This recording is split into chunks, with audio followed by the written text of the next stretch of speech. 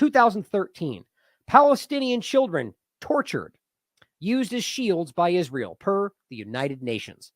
Reuters, Israeli soldiers who used Palestinian boy, a 9-year-old, as human shield avoid jail. Defense for Children International, an international human rights group. Israel forces use 5 Palestinian children as human shields. That's 2023.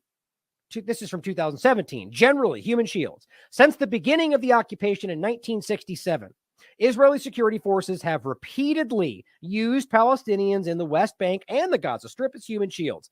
Israeli soldiers routinely use Palestinian civilians as human shields by forcing them to carry out life-threatening tasks. It was also following a high court petition against this practice, which was filed by human rights organizations around the world in May 2002, that the IDF issued a general order prohibiting the use of Palestinians as a means of human shield against gunfire or attacks by the Palestinian side. But then it goes on to say, following the order, the use of human shields dropped sharply. However, the army did not construe as a human shield the use of Palestinians, provided they consented. The army continued the widespread use of this practice, which they referred to as the neighbor procedure. Following another petition filed by human rights organizations, the High Court of Justice ruled that this practice, too, violated international humanitarian law and that this thus was illegal. And guess what they've never stopped doing? Here is the Institute for Middle East Understanding, the neighbor procedure, Israel's use of Palestinian human shields from 2012. Human Rights Watch. During military operations, Israeli soldiers routinely coerced Palestinian civilians, including children, to perform life-endangering acts that assisted military operations, the practice known as the neighbor procedure. Now, see this?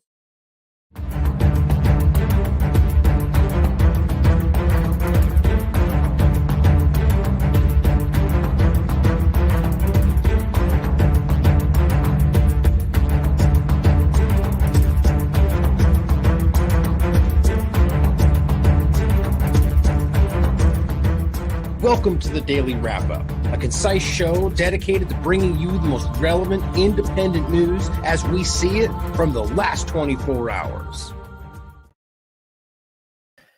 Saturday, November 11th, 2023. Thank you for joining me today. I think that opening clip, as much as I've made about 3 or 4 of them from that once, that same thing, is very, very important. And I still don't think people have, I mean, the average person who's trying to suss out the information around these discussions has even aware of the open secret that the discussion around Israel's use of human shields using Palestinians truly is.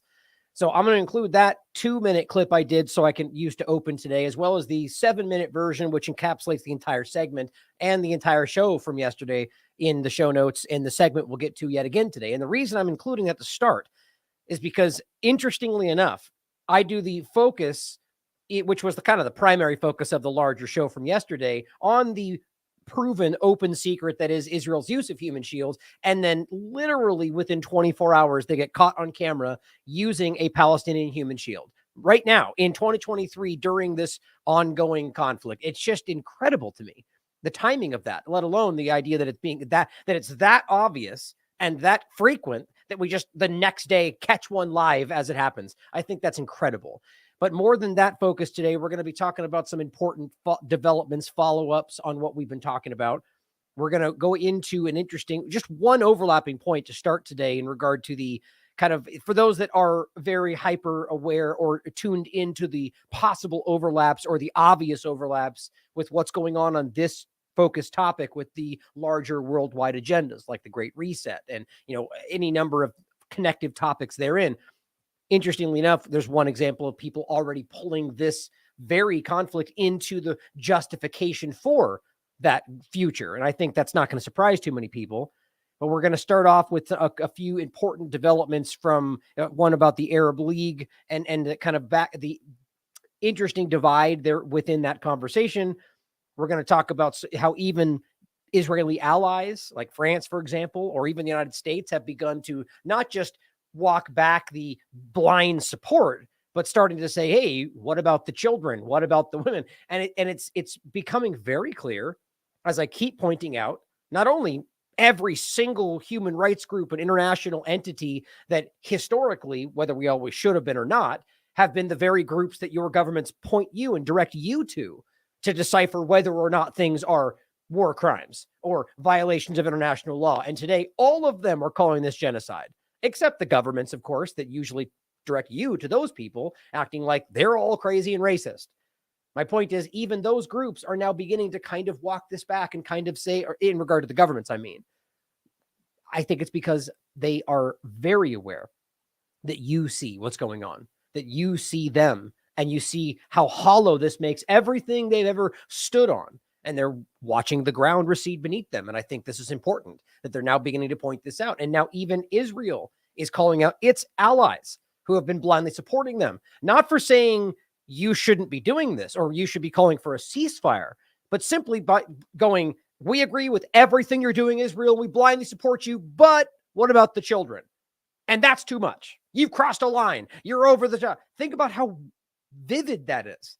We're over here saying that's a crime, that's a genocide, and ceasefire. And we care about Israeli civilians, and what happened on October 7th was grotesque as well. And that's being called terrorism. But now their allies are walking it back just a fraction. And they're the racist Hamas terrorist supporting, exactly as you might expect, because this is a false reality. And even their allies are beginning to push back from it. We're now also going to talk about the ongoing kind of development of the awareness around October 7th and the many, many lies that have been spun since then. And we're going to kind of resettle, get people back on the track on what we now have proven and debunked and where we currently are with a lot of these allegations. And of course, we're going to get into some of the horrifying realities that recently happened around Al-Shifa Hospital, just the sheer numbers, which is why I made the title the way I did today. Over 200 doctors.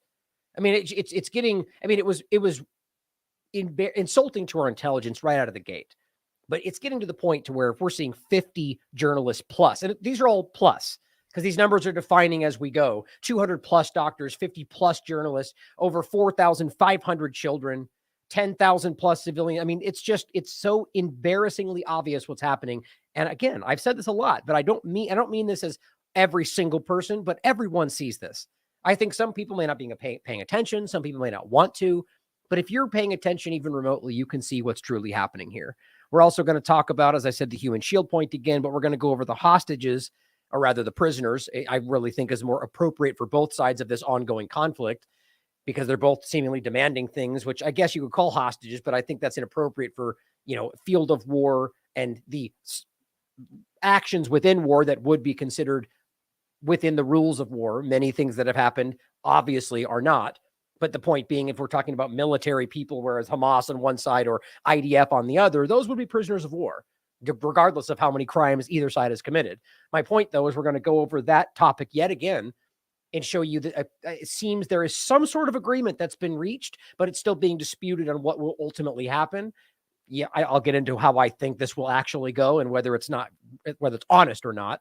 But we're also going to get into kind of the larger point about the ongoing suppression of free speech, of your right to assemble, any number of things that the very people currently going after people for those things were 30 seconds ago calling out the left and everybody else for cancel culture. And now they're the ones largely attacking everybody for having an opinion they disagree with. Still just words, you understand. But of course, they're the words they don't like today. So now that doesn't count.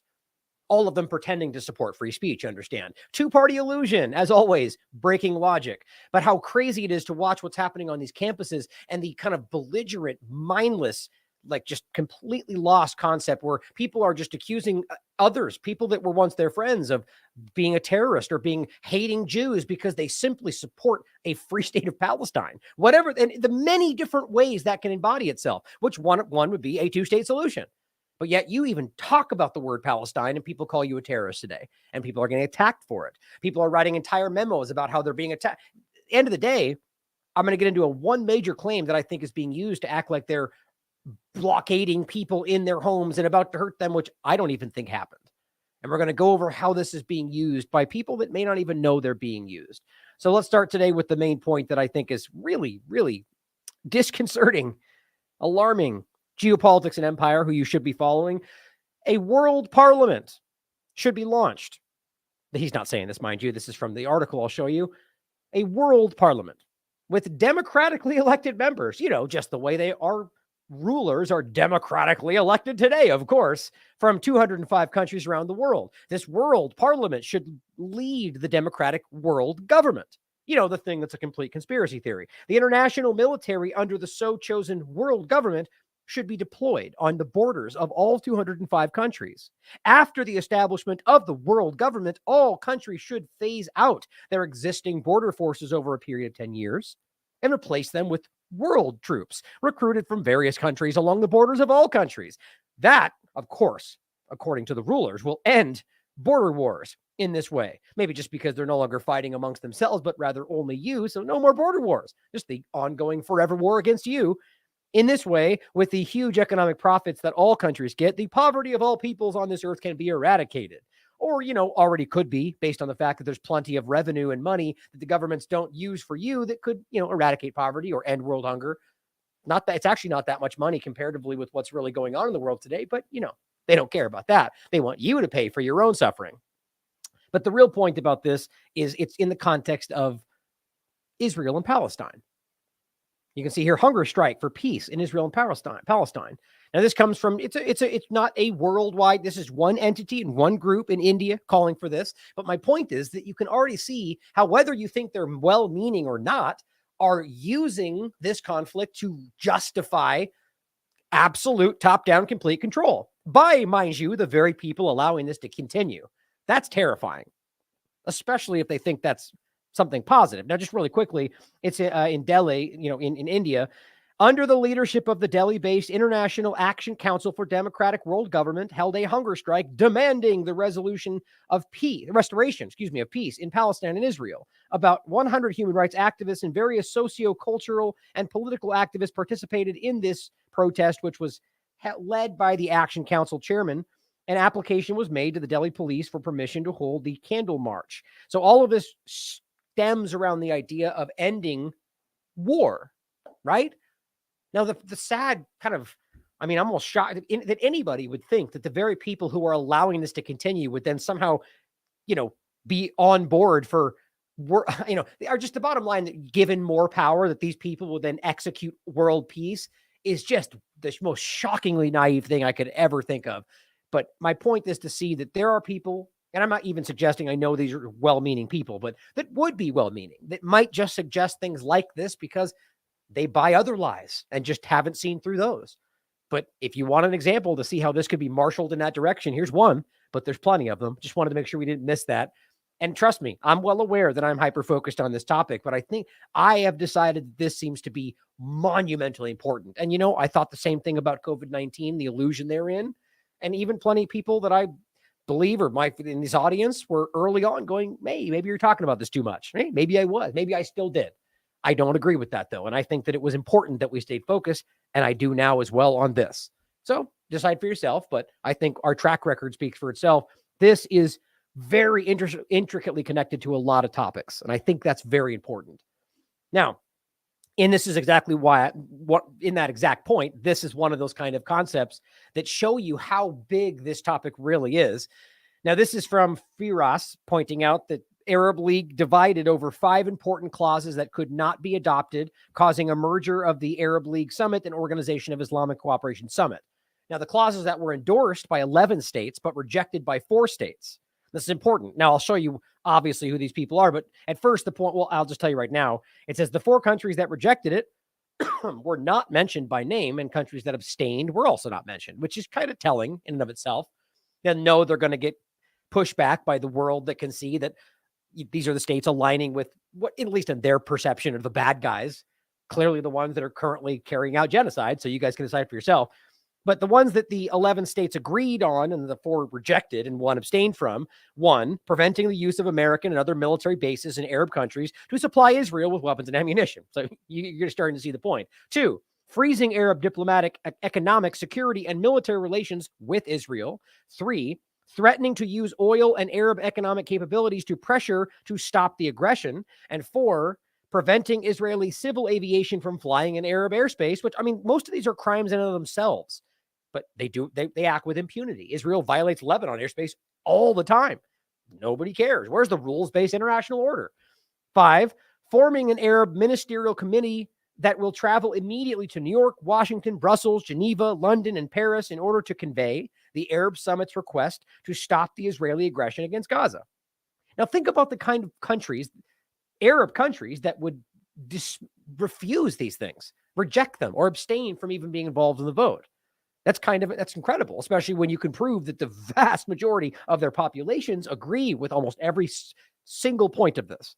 Now, it says Arab countries that proposed and endorsed the plan, as you might expect: Palestine, Syria, Algeria, Tunisia, but groups like Iraq, mind you, which is currently occupied by the United States. But let's not pretend that means that they're on the side of the U.S. government. Maybe some of the puppets they put in place in power are, people aren't, even most of the government isn't. Lebanon, Kuwait, Qatar. I mean, this is interesting deviations from what you might expect on the world stage and how they present it. Oman, Libya, Yemen. Now, of course, as somebody points out, I mean, it's pretty easy to deduce this, I would argue, but Saudi, the groups that arguably, I mean, easily by deductive logic did not, I wouldn't be able to tell which one abstained and which four voted no, but the point would be Saudi Arabia, Egypt, Turkey, Jordan, and the UAE. Obviously, which makes sense in every single way. But yeah, well, I guess Turkey and Jordan, interestingly, kind of stand out. Egypt is, their population is wildly negative against Israel, but they've signed normalization agreements, even though they seem to be trying to use them right now, and Egypt is not letting people in. But either way, the point is, it's interesting to see this development, that you have a new kind of budding international power that is the Arab state, even though this has been there, but with the shifting and really the loss of support support for Israel by the world because of what they're showing that they really are, the Zionist government, things are shifting quite strongly right now. And so this, depending on how this goes forward, I think we're going to see these groups even begin to align differently very soon, but we'll have to see what happens. Now, what's really alarming to me is that there's very intelligent people out there, people that I think are at least attempt to be the best person they can be, that just see these countries and just still think terrorism. Think, oh, Arab country, so what, barbarians in caves. They're just some of the most grotesquely bigoted, ignorant concepts. I'm not saying that you won't find people that are remedial in that way that in these countries, but you can just as much find these kind of, whatever you want to call it, lowbrow people in any country in the world. The idea that we would just pretend that because they're in the Middle East or because they're Arab nations or any variation thereof, that they would be bad guys. It's just this, we got to stop letting the governments, we can see who they really are, and we all seem to acknowledge what they really are, dictate what we view other countries as. Because we can all seem to, left and right, point at our government and say they lied to us and they're killing us with vaccines and whatever else. And yet then when this happens, we get split down party lines, and one side's a bad guy over there, and so why don't we then go, but maybe they're lying about this too? I just think that the pundits in the independent, in quotes, media are far too effective in manipulating people that might be in the middle or have preconceived ideas about foreign countries, even though we all saw right through their COVID illusion. I just think that's kind of alarming, but we'll see what happens here. Now, France, Macron has now, interestingly, I didn't expect this from him of all the people. This guy's like just the Mr. Budding, mini-me globalist over here, urges Israel to stop bombing and killing civilians. Now, you know why I think he's even saying that? Because he is losing every support of everybody. Because look, the only people that I think are not, like right now, you've either got people that are silent all of a sudden who are pro-Israel to start because they have a soul and they're aware of what's happening, but they don't want to make themselves look bad. So I still look down on them for that. Or you got people that are just blindly pro-Zionist, pro-Israel who don't care what's going on and will support that. And then I think you've got literally everybody else who is very aware of what's happening and is just either quiet on it or speaking up about it. My point is the vast majority of people, including the Zionists, can see what's happening around the world. And so the French population doesn't want this to happen. And so he is being driven in this direction because these people care utmost about power. And they will lose that no matter how much support they get from Israel in France or in the United States. But he says he hopes that other leaders, including those in Washington, will join him in his call for a ceasefire. Right? You're not allowed to call for a ceasefire. As much as that is actually a neutral concept, it's been warped into this like only pro-Hamas concept, or rather in their minds, pro-Palestine, which is all terrorism now. As much as they used to 30 seconds ago, when the starting of this October 7th forward, we're all saying, no, Palestinian civilians, the Hamas, bad guy. Weirdly, they've all just been like, now you're all bad guy terrorists. It just shows you how the the narrative was always about that, and people are just following along with whatever they're told to say that day. But now he's saying, what about the children? What about what's happening? And this is in French, but he's saying, in fact, today civilians are being bombed. In fact, these children, these women, these old people are being bombed and killed. So there is no basis for this and no legitimacy. Therefore, we call on Israel to stop. Now, that's pretty scathing. Like that, I mean, guys, that is a hard 180 from somebody who is a wild, I mean, as pro as you can get in this topic to start. And now all of a sudden he just turns right around. That doesn't make much sense to me. Now, look, I guess you could ask whether he just is somebody. I don't even know why I would say that. I don't believe this person is honest. You guys can decide for yourself. But clearly, everything is shifting away from the pro-Israel stance. And again, I think that's obvious because we can all see what's happening, which is one of the reasons why they've been so desperate to take out any journalists they can see, because they're showing people what's happening on the ground. And even when they do that, we're still hearing all this information. The Spectator Index reports Netanyahu says in response to Macron, get this, still holding this line. I think it's because they have no other option. I mean, this is what desperation looks like. He says that the responsibility for civilian casualties lies with Hamas.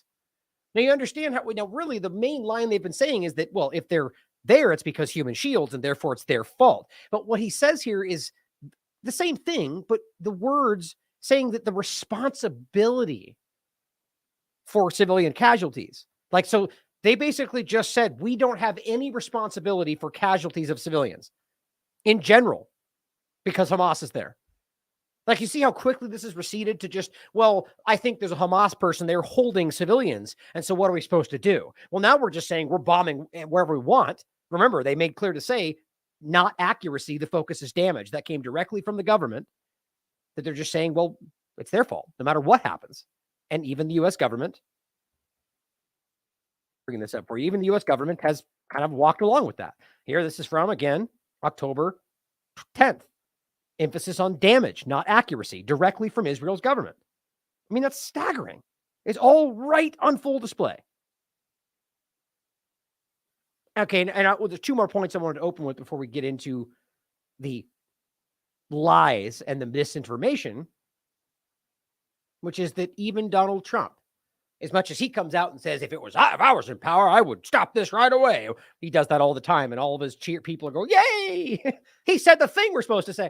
It doesn't mean anything. He just says things all the time, like any politician does. But what he said was that that I would stop this, or I wouldn't allow it. I forget the exact word he used. But that doesn't mean anything other than he's trying to present his power. Well, if I was there, they wouldn't even do this because I'm so powerful, or whatever the narrative is. But here is what he just put out. This is the new campaign ad for Donald Trump. And he literally says, if you spill a drop of American blood, we will spill a gallon of yours. Which, again, the people that would cheer for such a statement, it's just ignorance. It's jingoistic, mindless, yay, we're powerful.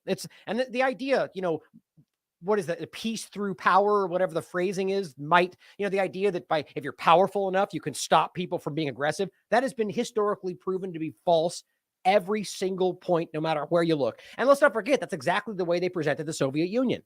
All about power, right? Now they just do the same thing. Well, they always have.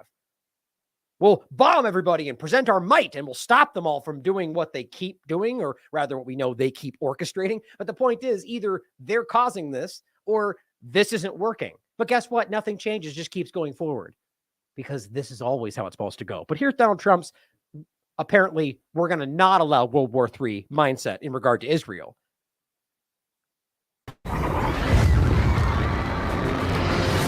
Before thousands were brutally killed, including Americans. Before Iran helped Hamas plan the attack. None of that's proven. I mean, that's absurdly hypothetical that Iran helped plan anything, despite what the New York Post wrote. But of course, because it's a headline on corporate media somewhere, then you could just claim it, apparently, even though we can prove things and show you source material, and we still get censored for proving things, COVID and on and so forth. It's just so infuriating. Killing Americans. Before Biden gave billions of taxpayers' money to Iran. Nope, it was their money. And I'm just so frustrated that even people that that's not true. It's just so mind-numbingly frustrating. They gave Iran back the money they seized from Iran.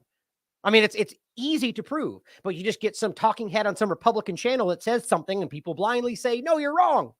We've already gone over this. I talked about this years ago. I talked about this during Obama's administration. It's frustrating. But now it turns into bribing them or somehow now Biden paying them to execute this. There's no evidence to any of that. I don't have any support for Biden or Trump, but that's how they'll frame that. But it's really infuriating to think that they keep making all of these claims. And on top of that, that in any way of taxpayers' money to Iran. Trump played hardball with Iran. Destroyed ISIS. Oh, he did he? Destroyed ISIS? That's what I was going to say. But he destroyed ISIS, did he? Let's not forget, as I just talked about. And just like that, ISIS suddenly starts attacking the enemies of Israel and the U.S. government, again, completely by coincidence, of course, as usual, after being 100% defeated a few times. Like, he's still holding this line. This was an article on November 8th by the Cradle, because ISIS suddenly, according to the U.S. government, started attacking their locations. Isn't that, or not their locations, but their enemies' locations. Like, think about how embarrassing that is and how obvious that is. Every single time this happens, they just pop up and start attacking the enemies of the people that we've always been told are fighting them. And this is why I include Corbett's excellent 3-part documentary that exposes what a lie that is. But my point is, Trump has said they were 100% defeated more than once.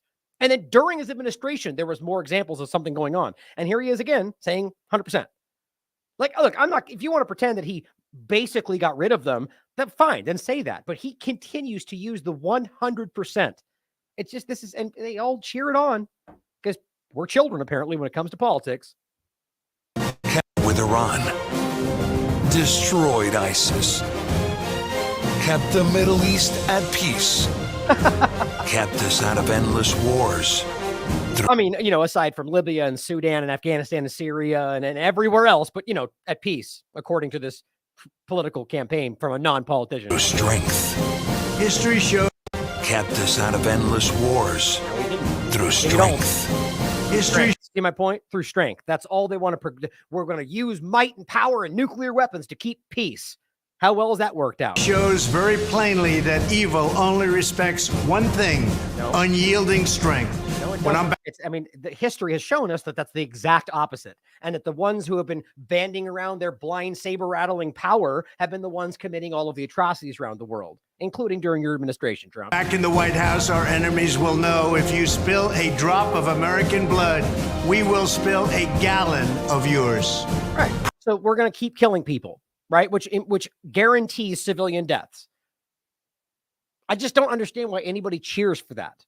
It only matters if the only way that you would cheer for that is if you think American lives are more valuable than other people's lives.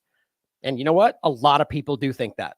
And that's the problem. That's how gross this becomes. That we have been trained to think that our lives are more important than people across that imaginary line. A lot of people in the two-party paradigm, in fact, on both sides, think that. President Trump, the strength we need to make America strong again. I'm Donald J. Trump, and I approve this message. Make America great again. Don't forget, he very embarrassingly came out with his campaign slogan the second time, which was, what was it? Now I'm going to forget.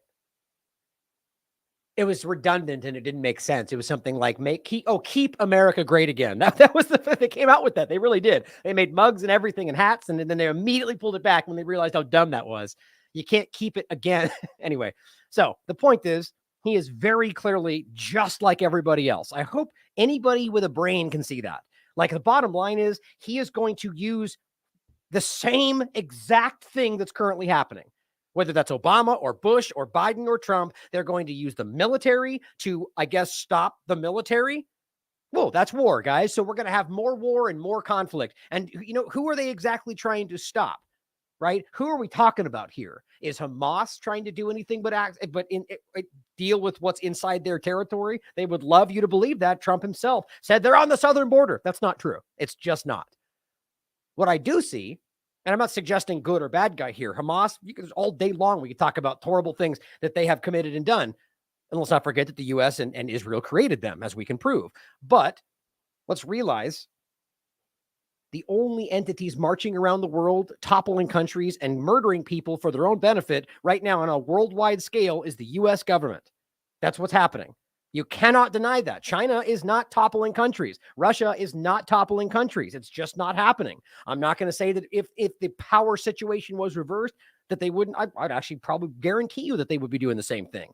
I don't side with any of these powerful governments, but my God, if we can't recognize who is responsible, the war of terror, nothing about the war on terror was about helping anybody but the government's own position. It's just time that we truly acknowledge that.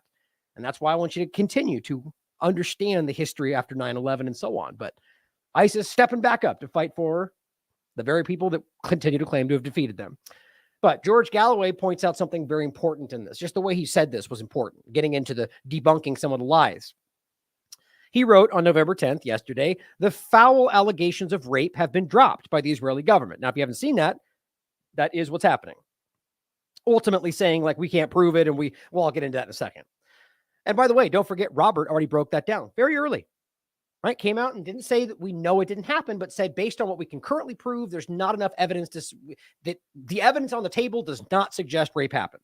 Or at the very least that we have not proven the few cases, like for instance, the one I point out about the woman we saw with the bloody pants, which again, all I said was we don't know who has her. We don't know who's filming that. We don't know what car that. We don't know whether she sat in blood on the ground.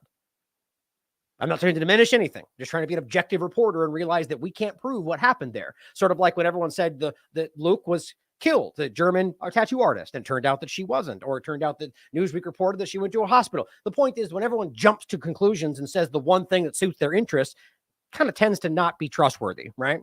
But here we are, and now we have them walking back even the allegations of rape. The 40 beheaded babies has been downscaled to one dead baby, not beheaded, and killed by persons unknown. Right? I mean, so that clearly then implicates the possibility of the IDF, as we have now proven that they did, according to the Israelis and the security team of the kibbutz Be'eri, that the IDF killed people that were Israeli. So it's certainly possible. Or if the baby was in a home that they bombed without caring if there were hostages in there, right? That's exactly the point. And it says 2/3 of Israelis killed on October 7th were military personnel. Now, as far as I can tell, I've seen about 50%, but there's a lot of developing information. He's claiming 2/3 military personnel. And then we have to wonder, were the other third settlers, which means that they were military occupiers, like because of especially now we can see that they're arming them and giving them official status, right? That makes them military targets. We don't know. Doesn't that change the story? If what we've ultimately everybody they tried to kill were military targets? Well, it should, because that makes it a legal act. People just don't want to get into this reality. Occupied territory per every international group and Geneva Conventions means they have the legal right to armed rebellion because they're occupied. I've said this many times. So when Hamas acted, it was legally under international law, as much as that may upset Israelis or the governments. When people then went on to attack, kidnap, or kill civilians, those are crimes, and they should be held accountable for it, just like every single time Israel does it. Now, it says the killers of the remaining 1/3 are definitely revealed to have been in part the Israeli armed forces themselves. Look, George Galloway, in my opinion, kind of lost it on the COVID-19 coverage, but he is, in my opinion, historically been pretty solid on most of his reporting. And I think that somebody saying something like this, you should take to heart, no matter what side you think they're on. And that's an important statement from somebody who has a lot of following and a lot of clout. You've almost got 4 million views in this post. You know why? Because it's true. The killers have been shown to have been the IDF in some cases. Those with influence who spread the propaganda to the contrary stand exposed as war criminals. And now much blood stains their character forever. It is a spot which will not out. I agree with exactly what he's saying here. Now, Charmaine Narwani points out, guess what? There's no evidence of rapes on October 7th, according to the Times of Israel. Quote, the evidence is slipping away. We did not take pictures. We did not do forensic tests. Right. So exactly how then do they know people were raped if they did not test anybody? Sure, you could argue, look, their clothes are torn off. Well, okay. That seems to highly suggest something happened. But do you know? For those acting like it doesn't even matter. Well, yeah, it really does matter. It doesn't matter in the sense that if they were killed, and those people should be held accountable for it. But if you're going to start making allegations to the level of atrocity propaganda in order to scare people into a certain position, you damn well better be able to prove it. And excuse me. And that is why we continue to see these things get walked back. But it's too late. For many people, it already carries. And I'll show you some examples toward the end. claiming that, that you support people with had babies and so on. It's still being used right now. But yet Israel ran 24/7 media blitzes about rapes and beheadings. Now here's the article, and you can read it for yourself. Amid war and urgent need to ID bodies, evidence of Hamas's October 7th rape slips away. And you can read it, right? The point is exactly what she's saying. The idea that the article itself is framing it as we're having trouble finding the evidence that we did have. And my point is that it ultimately ends up being very clear. If you did not do forensic testing and you're unable right now to present anything that makes a case, and you're acting, this starts to sound like, oops, we deleted those. We can't even find the information about our space going to the moon or the State Department in 9/11. Oh, oops, we deleted that information. Sorry. I mean, it's just so dumb how often that happens. And we accept that. The point is, let's just say hypothetically there was evidence they lost it. Well, that still remains, as a journalist who's being objective, that we do not know. And the evidence supports that it did not happen at this moment with everything we've seen so far. And now we're beginning to see all of this walked back. And that's what George Galloway is saying as well. They've been dropped by the Israeli government.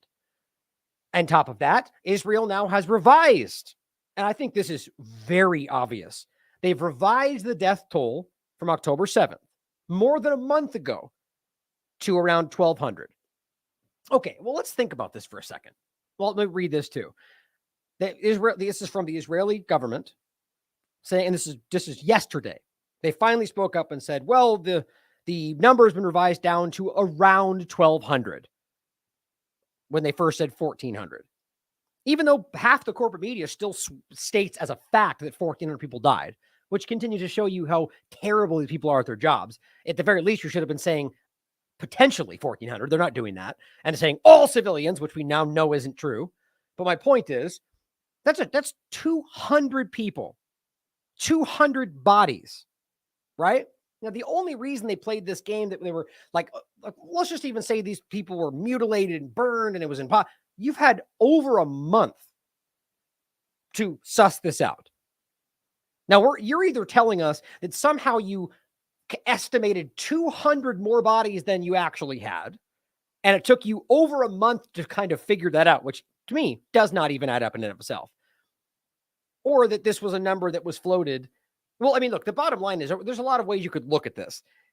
Are we to believe that you overshot or overestimated by 200 people, and now after a month, you finally somehow figured that out? What took that long? I mean, the idea that these bodies were mutilated beyond recognition, it does not line up with anything other than the IDF bombings.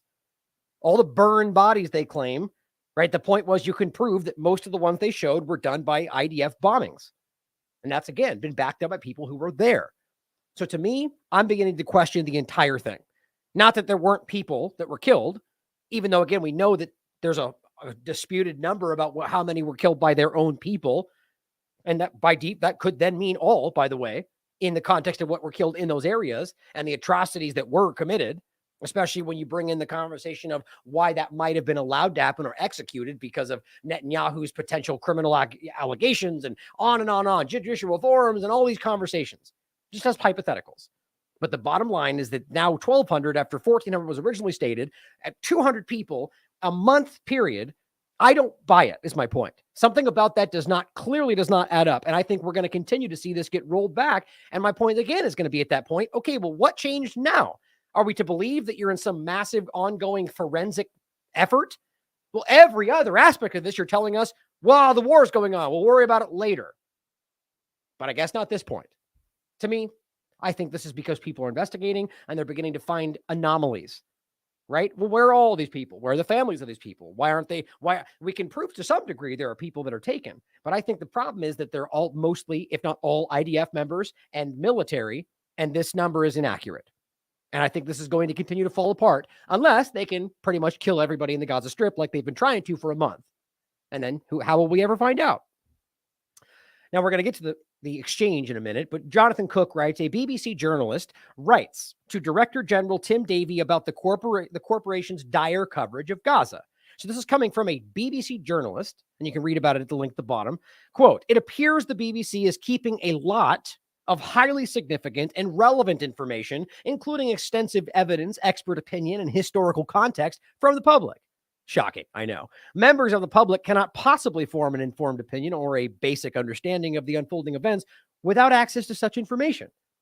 It also appears the BBC could be reinforcing Israeli propaganda meant to dehumanize the Palestinians. I can attest to that for sure. Quote, it says, this is not about mistakes here and there, or even about systemic bias in favor of Israel. The question now is a question of complicity. That's from a journalist that works for them. You ask Vanessa Beeley or others, the BBC, that's not shocking at all.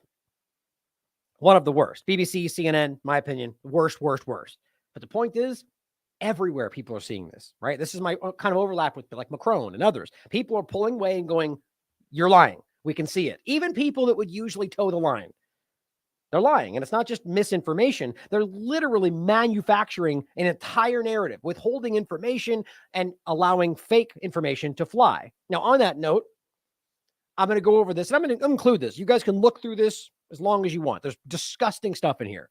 But I'm going to prove to you really quickly what this ultimately is. And please make sure you look at this so you don't think I'm being minimizing. Because I'm not going to look at every aspect of this, but I did earlier, and I went through every single thing on this. Now, the point is, this isn't a website. Hamas massacres, documented war crimes, October 2023. Now, what I'm going to show you is that as you look through all of this, none of this, it's almost all of this you've already seen on this show or elsewhere, despite what people might say that we're only showing one side. We've shown every one of these to you for the most part. Now, what's important about this, none of this, as I've said from the beginning, which is why I largely stopped even getting into most of this, is that you can't prove anything. Especially when you start to understand the more complicated dynamics, like, for instance, the arming, funding, and support of Hamas thus far from Israel and the United States, and the wonder of whether or not there were actually people in that entity that were acting in another capacity for Israel, for instance. I don't know. That's certainly a question we should ask.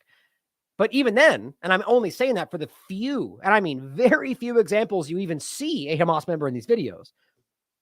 But on top of all of it, or aside from all of that, most every video you're going to look at or image you're going to see is just a static image of something you can't verify. Okay, a crib with blood on it. Okay, that looks terrible. But how do we know what happened? Or people running, or people shot on the ground. That's 99% of what's in this. Or just grotesque images of burned bodies. So let's show you some of them. Now, you've seen almost all of these, right? This one is when an Israeli first responder arrives at the festival, right? But we already have evidence, in fact, proof from testimony from people that were there, that people were shot by the IDF as they fled into the security location, which I've brought up that does not make sense. How exactly, as they were still fleeing from the concert, which means it was early in this dynamic, or in the series of events. Yet, so 15 checkpoints, according to Efron Fengenson, who was former IDF intelligence, 15 locations, and potentially hours of time where they were not being met, at the very least, right when they went in, nobody there at the checkpoints. Yet, at very similar time frame, because they're still fleeing, you've got a police checkpoint in the street right outside the kibbutz area, or one of the kibbutz where they ran up to.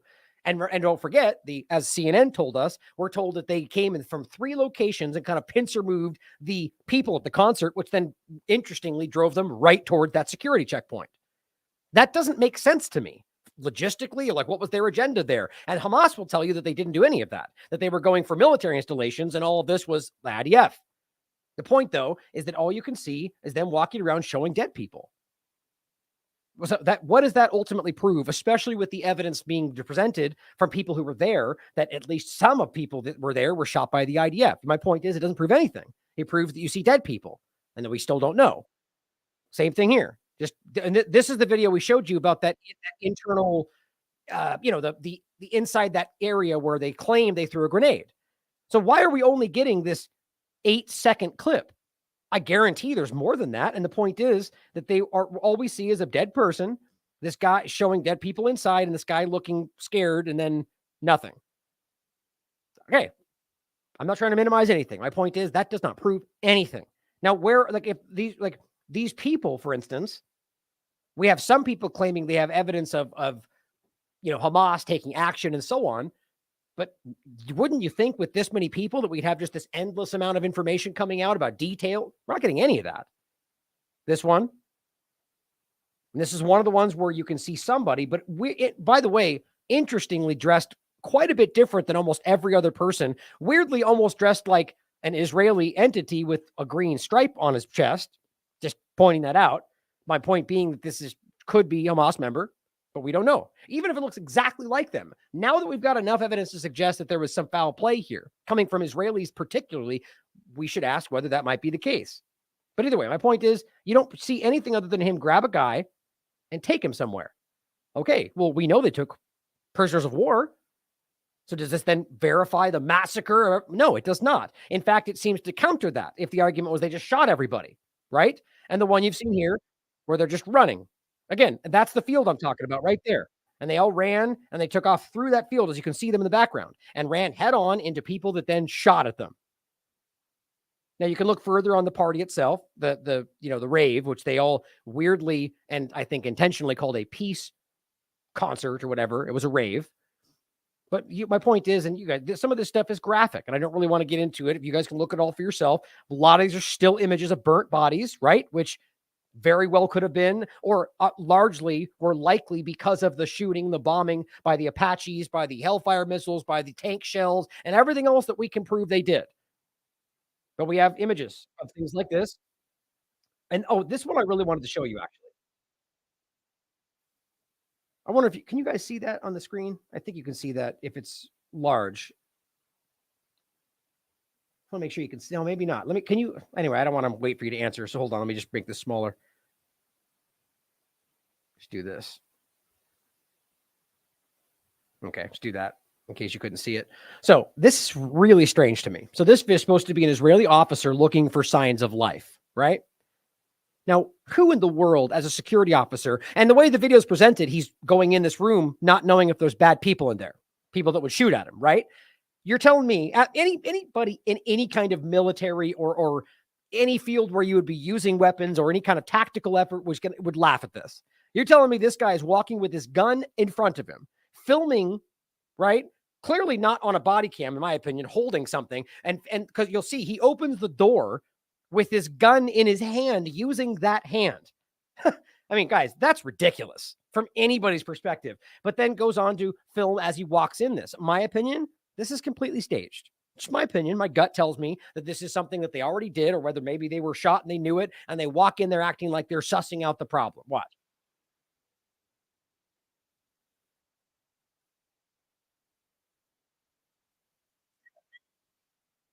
You actually go back. I want you to see how he grabs the door. Look at this. I mean, are you serious? Somebody's going to use their gun hand open as you think there's somebody. What if someone's right in there and shoots at you? Like, that's ridiculous. That is dumb. That is what somebody would do when they don't know how to handle themselves in a military or situation like this. Or they know there's not a threat in there and they want you to keep seeing everything.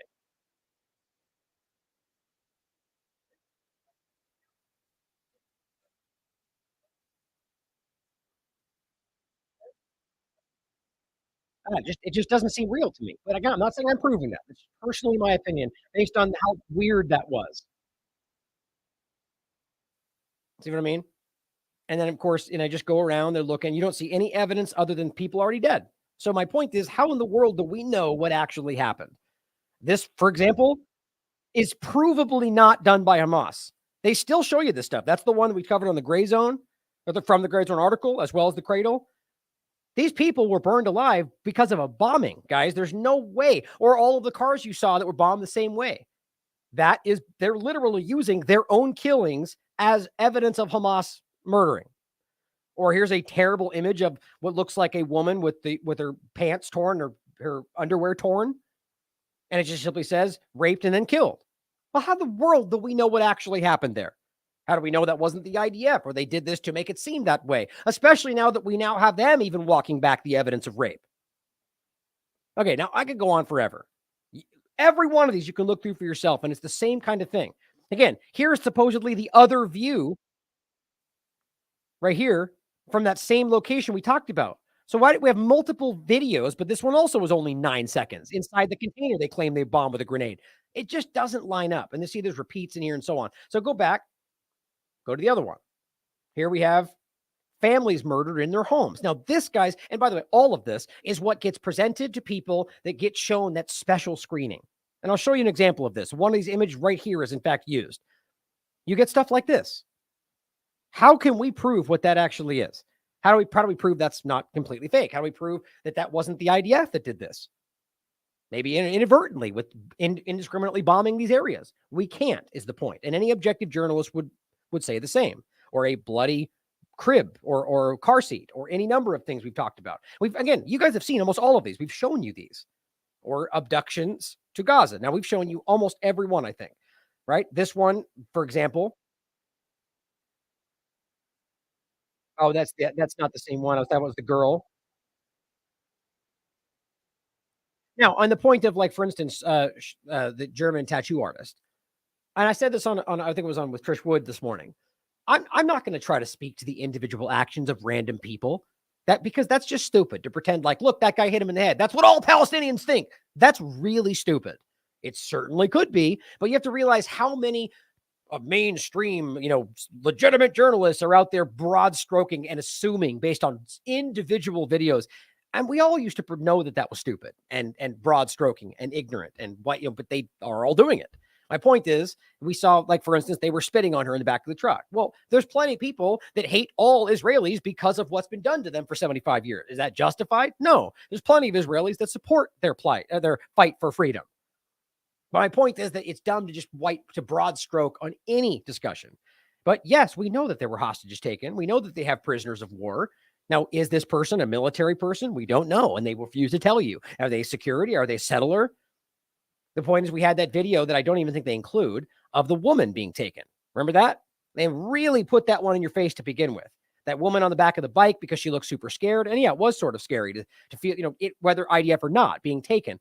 And then, the video of this very casual woman who's just smiling as they drive her around. Seems very violent, right? Yeah, I don't even see it anymore, which makes perfect sense to me. You know why? Because you could prove that she was an IDF member. You could prove it. Anyway, now, this is one of the only ones I've seen where somebody looks like they were truly beaten up and hurt, but these people are IDF members. Anyway, the point is, these kind of things, very clearly, they took this one looks like he was pretty beat up. The point is, these are people that are taken. And if they're civilians, then we need, and we know that, right? That we know there were civilians taken, and that needs to be called out. Anyway, I could take a long time on this. The bottom line is, none of this proves that the massacres and the atrocities were committed by Hamas. Now, look, go through there, and if you find something you think is important, send it to me. I went through top to bottom on this thing. Now, my point in this is to go over some of these as well. Oh, and in general, to show you not only that we're now having the the number has gone down, the amount that were taken, the atrocities that were committed, almost every aspect of this has at least been walked back. I don't know why we don't then stand back and go, okay, pause for a minute. Like, Ukraine lies about 14 stories in a row. And we still because these people in these corporate media positions don't care, is the point. But I think they're in a tailspin kind of effort right now to reshift the focus because of how much they've lost control of this. Now, this guy, #1 best-selling author of 7 books, The Sun, New York Post, Spectator, classic propaganda. Post columnist Douglas Murray visits Israel, sees Hamas horrors. And look, what does he see? He sees carefully crafted images and things that we can't prove, but Israel goes, here's the context. And he goes, oh, that's terrible. And we keep showing you this. We've shown you when this first happened. I said, look, they said, we're going to finally release the videos and all the information. And then they said, for select people in a special screening. And it's like, come on, everybody should have realized what that was. So now he is going around, the world must not forget. And here he is with, excuse me, got something bothering my throat. Here he is with Piers Morgan, who has seemed to have, I argue, a very cowardly way, because he clearly saw that people saw what he was doing, and all the rest of them has walked back to some kind of middle position where he's acting like both sides matter. And I'll give him this. It's better than 99% of people out there that are acting like only, there is no genocide. It's only because of October, whatever they're saying. But I just don't believe he's honest about this, especially because of everything else he says after he makes those kind of statements. But you can decide for yourself. But this rabbi is saying, best interview I've ever seen. It's just, why? Because he's towing every line you could imagine. But let's look at this for a second. I'm not going to watch the whole thing, but you'll very quickly see why this is not what it appears to be. This is a recent interview After all that we've shown, the 40 beheaded babies, for example, being shown to be lies. Here's how this starts. Concerns me about what Israel is doing is not their efforts to get rid of Hamas, but because of the particular nature of Hamas embedding themselves amongst civilian populations. Is that what's happening?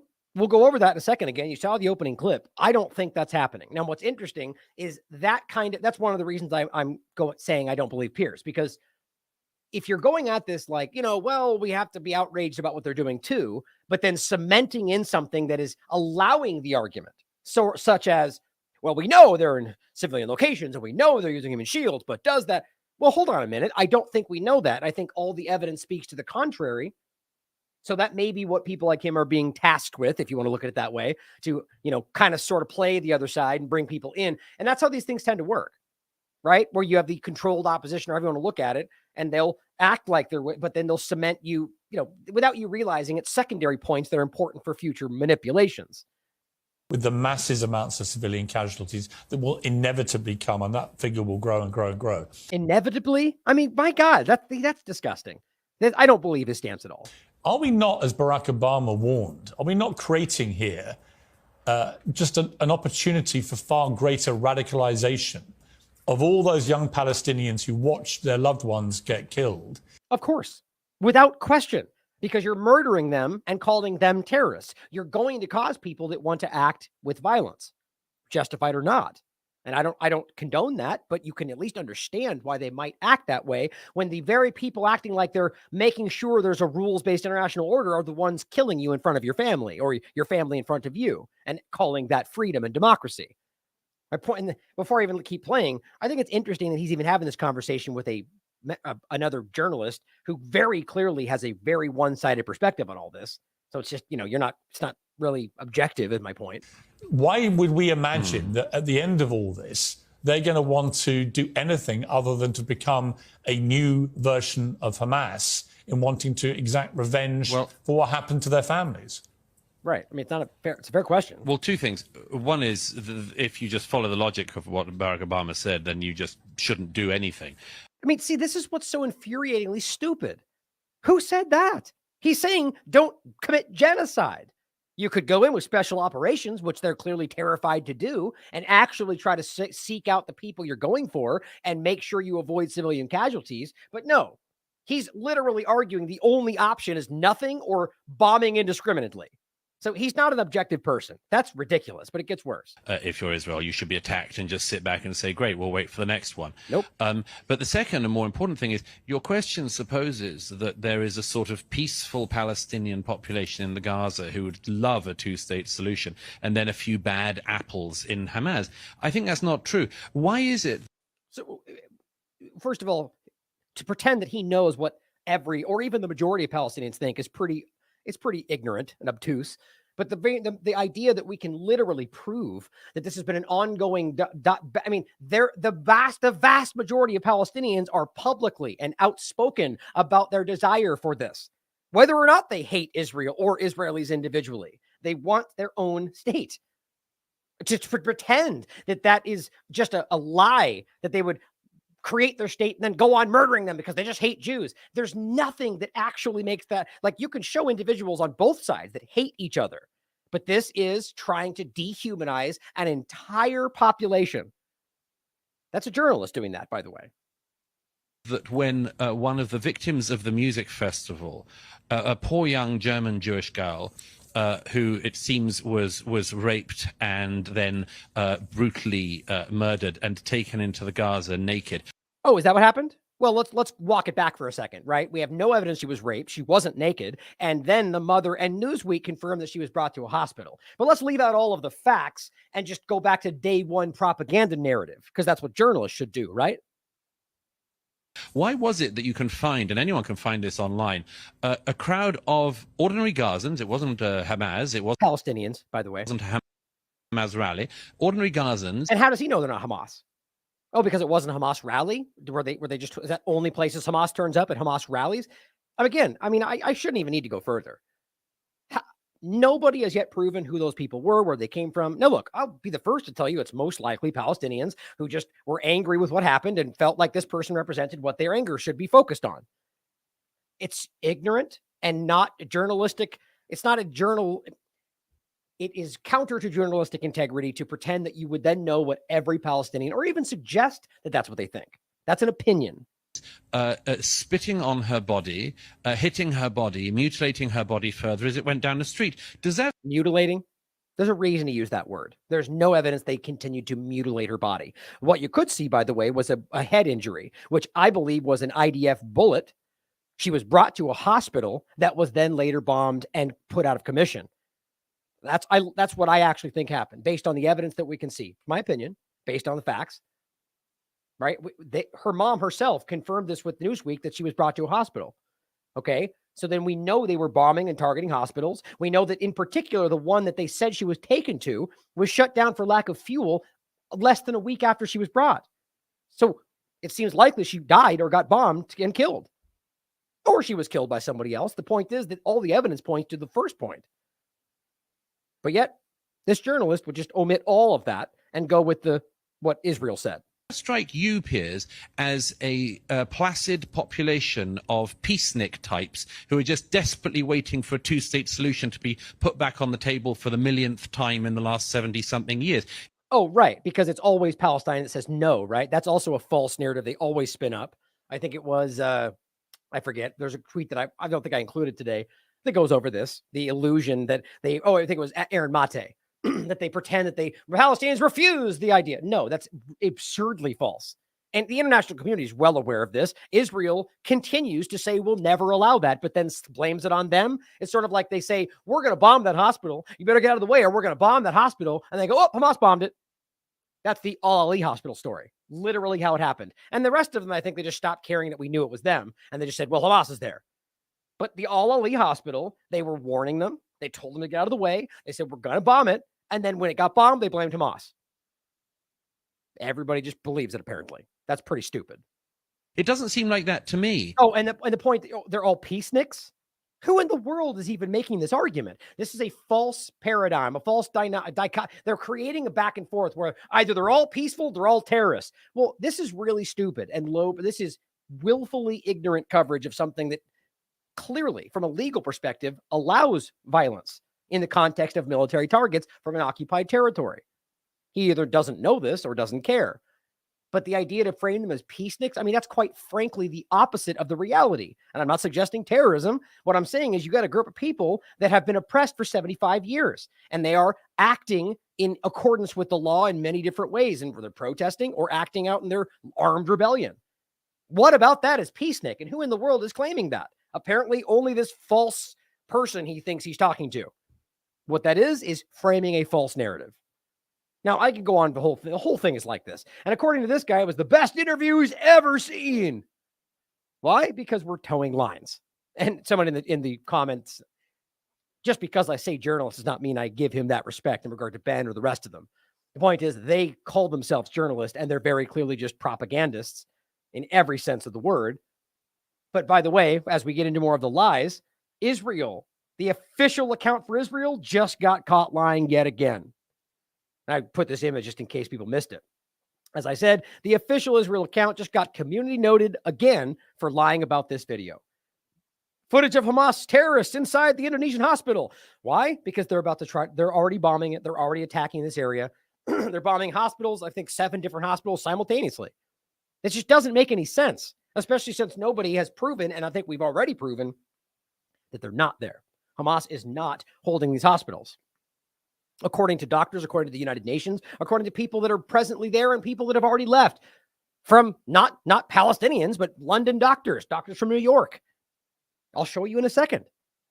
And yet they just keep bombing all these hospitals and mosques and schools and journalists and children. And everyone's like, well, Hamas, human shields, like that NPC meme we just showed you. It's embarrassingly stupid. And quite frankly, it makes me sick because we're talking about human lives here. And they know what they're doing. And acting like we're fighting for freedom. It's just like the U.S. government, but far, far, far worse in this context. But they say footage of Hamas terrorists inside the Indonesian hospital. Hamas endangers the sick. Hamas endangers the elderly. Hamas. Right. You know why they're doing that? Because those are all the things that they're killing right now. So they want you to go, Hamas. It's all Hamas's fault. That's the atrocity propaganda kind of idea. But original HQ footage from Al Jazeera shows what appears to be a police baton. Object can be seen several times, and that's pretty clear that it is not a gun. They don't care, guys. That's the point. And look, they even stop it and use this thing. It's so obviously not a gun. And my point is, the usual suspects come in. Mr. Eli David, filmed inside the hospital. And then he goes, and he adds a piece, apparently, which I'm not even sure where he shows a guy at the end that he claims is, I just froze on me. But they say, oh, it's a Hamas member. No, it's very clearly a security guard inside the hospital. The bottom line is, as this guy says, oh, and this is showing you, here's another Hamas member in uniform. No, it's obviously not a Hamas member. It is a security guard at the hospital, which we've proven already in the way that they look and the way that they dress. As he says here, this is a security guard, which I do agree with. Regardless, this is not a justification to bomb a hospital. Like, think about how ridiculous this is.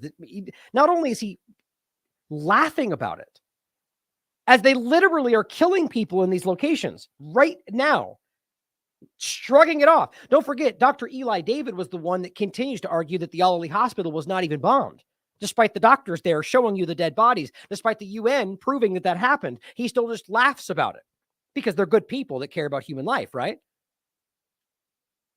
Well, on top of all of that, lying about what's happening to justify murdering people in a hospital, Sarah Wilkinson points out, no one is sheltering inside the Indonesian hospital, which is no longer functioning without fuel, can leave. No one sheltering in this hospital is now allowed to leave. So get this. They're bombing around this hospital, bombing these hospitals in general, like the Al-Shifa hospital, which we'll get to, was bombed, literally again, not just the roof, but the hospital itself. And then at first they're telling, get out of the way, even though they're clearly doing whatever they want anyway. Now they're not allowing people to leave while continuing to bomb it.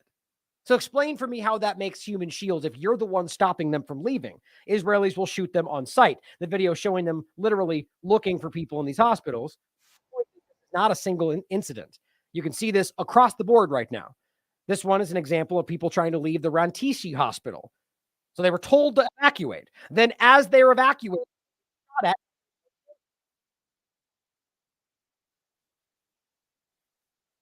look, everyone is literally walking with their hands in the air because they know that people are going to shoot them anyway. There was a shot that fired right there, and they're still trying to walk out, and they open fire entirely, and people run. So what's about to happen? There you go.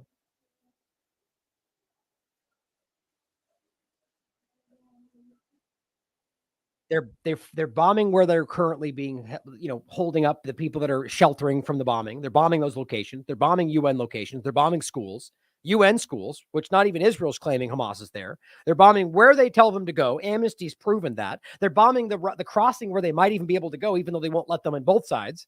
And yet we're supposed to pretend like all of this makes sense.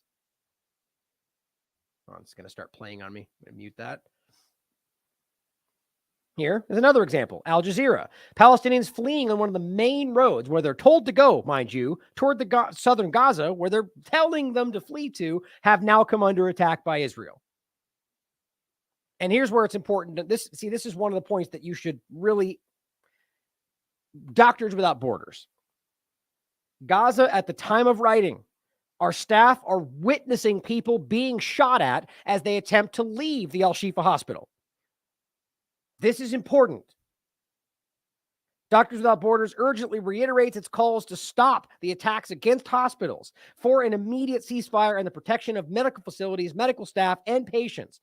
And here's what one of these pro-Zionist, pro-Israel people writes. You need to write this in Arabic for Hamas. Think about this, guys. They're saying we need to stop the attacks on the hospitals where Palestinians are. And they just immediately deflect, oh, that Hamas did it. It's Hamas. No evidence. And by the way, you can prove that these are Israel. You know why? Because Israel has been telling us for weeks that they're going to bomb this hospital. And yet even their sycophants online just still Hamas, human shield. It's grotesque. But Doctors Without Borders is telling you, one, they're bombing these areas, and two, that they're shooting at the people who they told to leave as they try to leave. So what you need to understand is this is them trying to kill all Palestinians.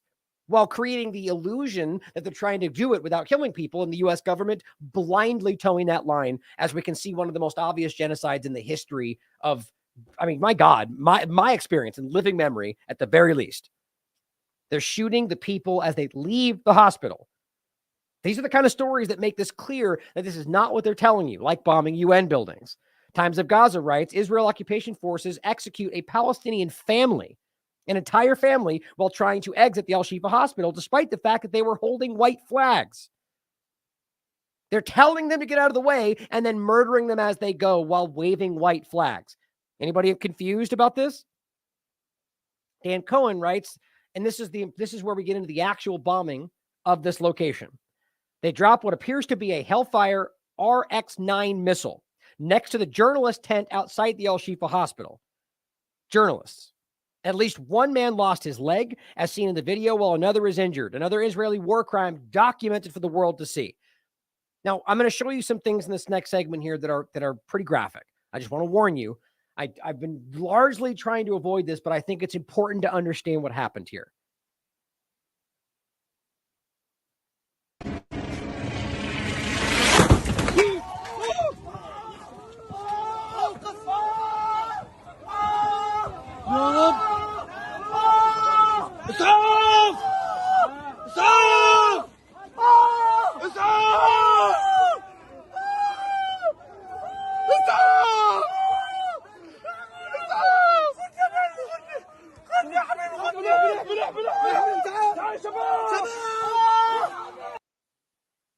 It's just so horrible. And it is right next to a tent full of journalists. Just think about all the fake journalists out there pretending they're journalists who wouldn't even speak up for an entire tent full of journalists when they were bombed here, or the many times they were executing and bombing and targeting journalists in Ukraine, and they didn't say a word. They being in that case, Ukraine, obviously. The point is these fake people who could not care less. Of course, when I think it was Acosta was it Acosta? I forget his name. Jim Acosta, I think is what his name, right? He gets a little bit of a bump on his arm while they're exchanging microphones, and the whole journalistic community loses their mind about Trump's attack on journalism. That's who these people are. But yet we watch them bomb journalists and they act like you're a terrorist. Children, cowards, every one of them. Quds News Network reports the head of surgery department at the Al-Shifa hospital says directly to Al Jazeera, I did not see any Red Cross vehicles in the vicinity of the hospital, which I think the point there is that may suggest that there's awareness to this, that they were evacuated essentially before they bombed the hospital, because Red Cross is not the Crescent, right? The Red Cross is an international entity that, would call more attention to what they're doing should they bomb them, even though they already have, by the way. They bombed them already. We have lost all telecommunications and we did not know what was going on outside the hospital. We are hearing sounds of explosions from inside the hospital corridors. What is happening is a disgrace to all international medical and health institutions. Now, this, of course, is they're already blocking from being able to see, even though the tweet's right here. Says we told you this was coming, guys, in regard to specifically Al-Shifa hospital. Why? Because Israel kept telling you they were going to do it. And the UN kept telling them there was no way they could move these people. And they bombed it anyway. And no, Hamas is not there, per doctors in and outside of Gaza, as if that would justify it anyway. Now, this one is hard to watch. So if you have children, I highly recommend you don't let them see this. Scenes from the Al-Shifa hospital, not outside, but what's happening to these people who are there because of other bombings, because of displacement, because of other actions carried out by the illegal Israeli occupation. اهدى يعني اهدى كابش فيش في حاجه اهدى بس اهدى خذ نفس اسحب نفس انا اسحب نفس اهدى كابش حسبي الله ونعم الوكيل حسبي الله ونعم الوكيل يا الله كابش دكاتره عندك ما فيش في حاجه كابش وين دكاتره يا الله يا الله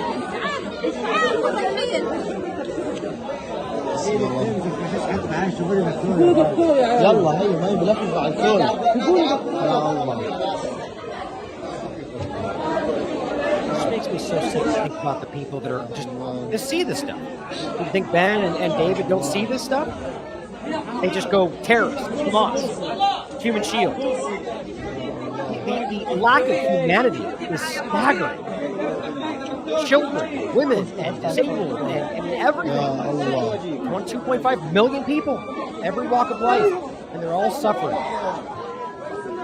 And it's not just because they're being bombed and killed and dismembered. It's because their entire lives have been destroyed for what, the third, fourth time in their life or their family's history. It's just disgusting. And I really keep saying this for a reason. Do not forget who these people showed you they are. Now, just the next story comes around. We don't just, these people, this is something that I will never forget. Philip Proudfoot points out, I've just seen a video of injuries resulting from, and this is really important, a small bomb, in quotes, dropped on the car park in Al-Shifa Hospital. You know why he says that? Because this is the conversation of Blinken going, well, we're asking them to minimize by using smaller munitions because it'll lessen. Well, here's an example of how that smaller munition blew people's legs off. The point is, it's a ridiculous argument to pretend that using smaller bombs is going to, you're murdering civilians in broad daylight. It doesn't matter. You're dropping 45 small bombs or 5 big ones. The point is they're continuing to nonstop bomb civilians. The footage of the aftermath of a small IDF strike, maiming those in the vicinity of the hospital, will live with him forever, he says. A man loses his legs screaming in agony. He was probably waiting for loved ones inside the hospital or seeking shelter. I swear I will not rest until every single politician in my country is held accountable for facilitating and excusing such unbelievable crimes. Every journalist, every public figure must be held to account. He points out that this is the video we already showed you, very traumatizing, but then the reality of what our politicians are defending. Actually, I don't think I even... Yeah, this is the same one. He says, hospitals are being repeatedly hit by Israel. Please log all apologies and defamations of ceasefire protests with archived genocide. Never forget, never forgive. Now, here's the important point. Low Key points this out. The Hellfire R9X bladed missile, which is just crazy to me. We've already shown you this. This is a real thing. The U.S. government's involved. That you not only have munitions that are exploding things half the time using illegal munitions, but you literally have blades that come out around the bomb to increase the suffering. The point is, this is the bomb they used in the courtyard of Al-Shifa Hospital. It was produced by the U.S. arms firm Lockheed Martin. Their slogan, we never forget who we're working for. Why would you need that? They're merchants of death, and your government is happily reaping the profits. And this is your small bomb, because Blinken said it would minimize the problem. Minimized something. Noir Ode points out, now this is important because there were reports in the beginning of this, and I think it was either a mistranslation or the person misspoke while they were giving the speech. The director of Shifa Hospital, it was being circulated that 39 infants were murdered in this bombing. But it turns out that there were 39 that were alive still, and 1 had died due to the lack of the fuel and the different circumstances. He repeats, 39 babies are alive, sustained by manual life support by hero doctors. They face imminent death, but are still alive. At this point, they could be dead at this moment. They need help. Don't forget, because they don't have the ability to maintain what they need, the incubators and the fuel to keep them running.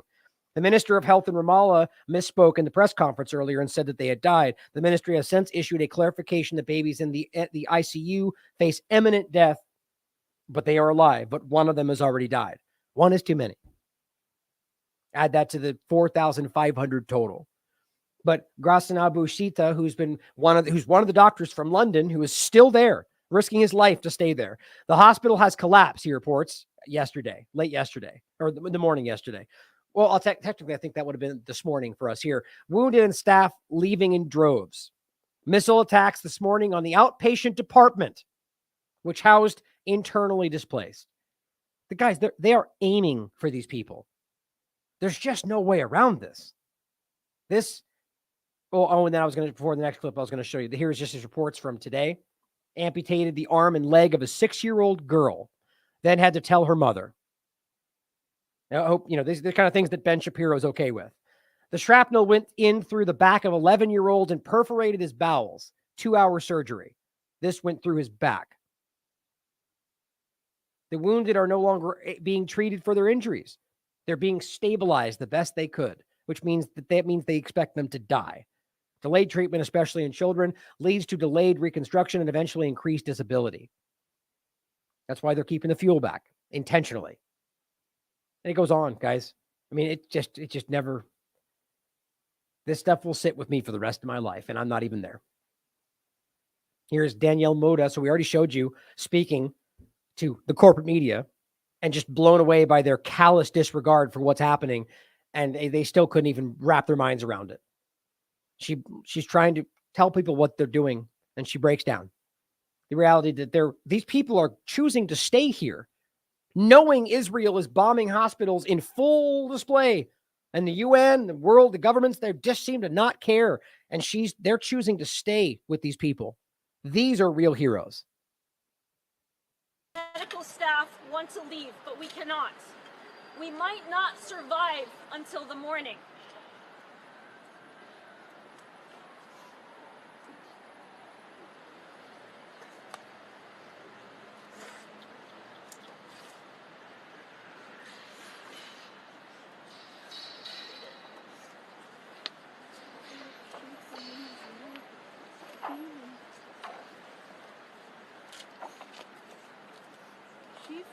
Arabic for healing.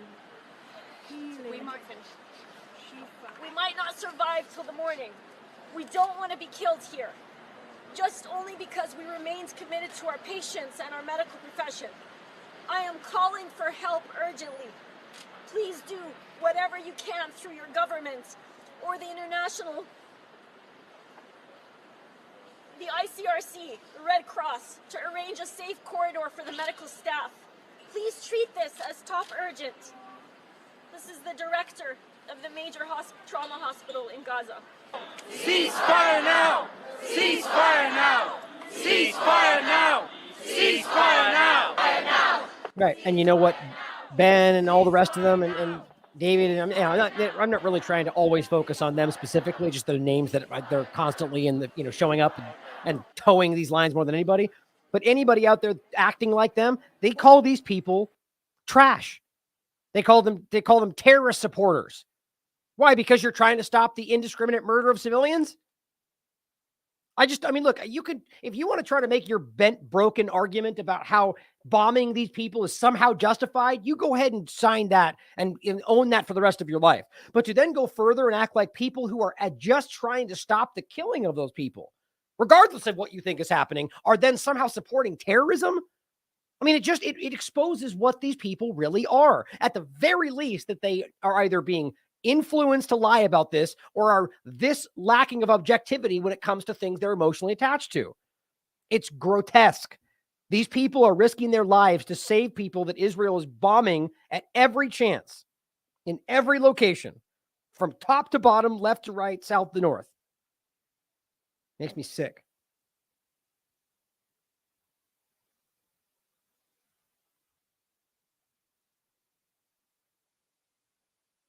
I'm just noticing this tweet down here. Israel, this is coming from her as well.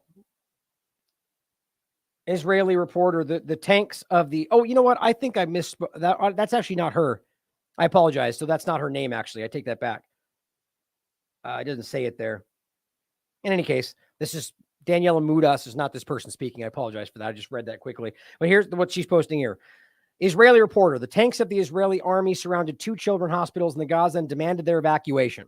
IDF deliberately wants to clash Hamas near hospitals. That's what she's saying, to claim later that they were attacked from inside. Well, the point is, you don't need any more to realize they're the ones surrounding, they're the ones telling them to evacuate. So when these things get bombed and people inevitably die, it's no one's fault but Israel. Not because they specifically mean that, because they're the ones doing the bombing. And they're telling you there is no Hamas members there, are no Hamas members. And even worse than that, Dan Cohen is exposing this, and this is important to understand. This is how these people think. And I'm only talking about the ones carrying out these acts, the IDF members, and yes, a lot of the population who are blinded by the Zionist agenda.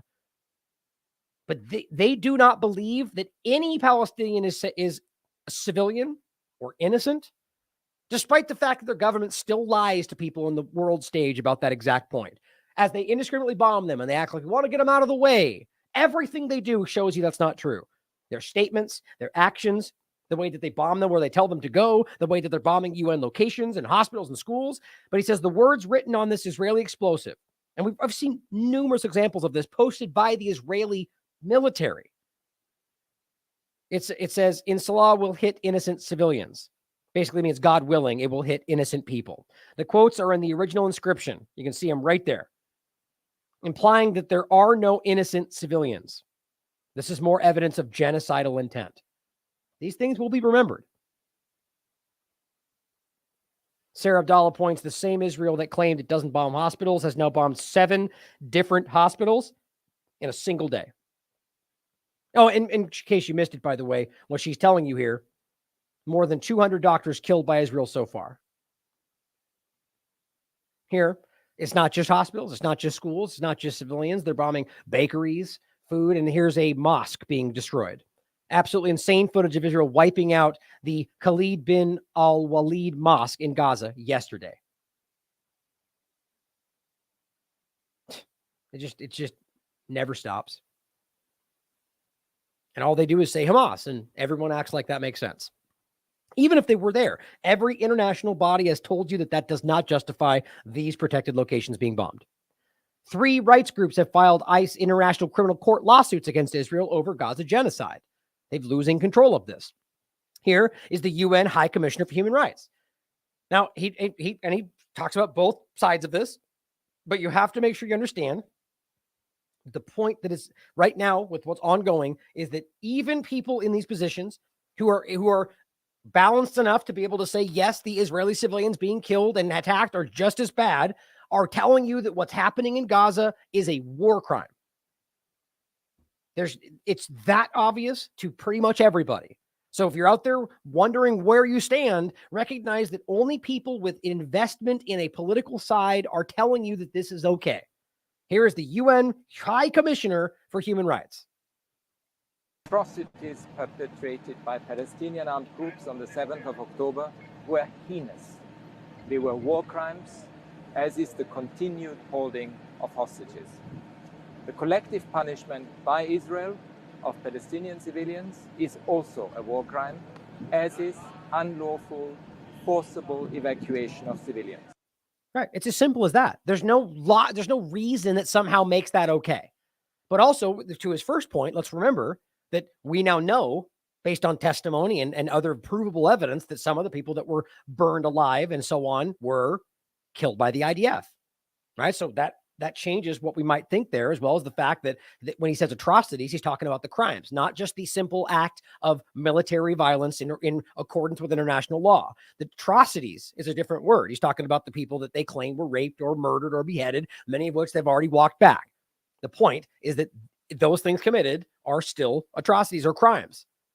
But the act of actual military engagement in regard to the beginning of October 7th, that was legal under international law. I will not, it's a simple and easily proven fact. I know that bothers people, act like we're somehow supporting terrorism. It's just not the truth. And in fact, it doesn't even imply that I support it. I simply just stating an objective fact. I know how much the Israeli government hates objective facts. Now, here is an example of one of these displacements. Just one person, by the way. But we don't need to see, we shouldn't need to see more. There's an endless amount of information and videos showing you people who are being displaced. You know, the mass migration that we continue to see, forced migration, where they literally force these people away from their homes and act like that's somehow a positive thing. Like they're somehow doing this for them. That, again, is my point about people that are, murderers are bad, but murderers who pretend that they're saving people are the worst of the worst. And that's what we're dealing with here. It really is just a disgusting thing to see. Now, I was going to grab one other thing. I don't think I can find it really quickly. No, that's too bad. There was one point I was going to show you about the displacement, but I'll come back to it later. But this person, a 90-year-old Palestinian, Inam, experienced the original Nakba, the original ethnic cleansing in 1948. Today, and this was on the 10th, yesterday, he was displaced from his city and deported to the southern of Gaza. And look at this person, guys, walking.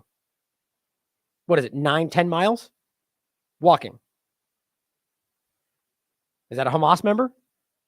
What is he going to do? How's he going to feed himself? How is he going to survive? Most of the people are sleeping in the street, if not inside buildings where they know that Israel's bombing, south or north. Sam Husseini, again, knocking it out of the park, really exposing how desperately terrified these people are of engaging with this conversation. You know why? Because the Fourth Geneva Convention applied to this conversation, or rather acknowledging, which he sort of accidentally does, that Israel is bound by this, or that they think that they are, simply goes on to continue to prove that they're breaking the law. But everybody with a brain can see this right now. These people are afraid. I really mean that, by the way. The U.S. government, I think, is very aware the way that the world is shifting around this, and they see the writing on the wall. That's why I think they're all shifting like Macron. But you know what? It's not going to change. They're already culpable. Their actions have already allowed 30 days of one of the they have allowed one of the worst genocides I've ever seen. Here's Sam Husseini yet again holding the State Department to account. You're for a durable peace and security, and you want Israel to abide by international law. I'm going to pick up where I left off yesterday. Does the U.S. recognize the Fourth Geneva Convention as applying to Gaza and the West Bank? Sam, I'm not going to get into the specifics of the legal aspects of this. I would have to double check for you. But what I will just say is that we have. I don't want to take up a lot of time if we're going to just repeat. We can, no. I mean, I'd like to move on if we're if you're just going to repeat. It has been long-standing U.S. policy that the Fourth Geneva Convention does apply. Indeed, if the Fourth Geneva Convention doesn't apply, it's not clear to me what legal constraints there are on Israel. The Hansel memo was issued by Cyrus Vance when he was Secretary of State. That was U.S. policy. That's been U.S. policy. Pompeo seems to have said, we're not going to abide by this. Of course it was Trump's administration. Of course it was Pompeo. So they deviated from the norm, like they did with so many other things. And I think that was what Trump was used for. They just blame, Trump, that was the Trump time.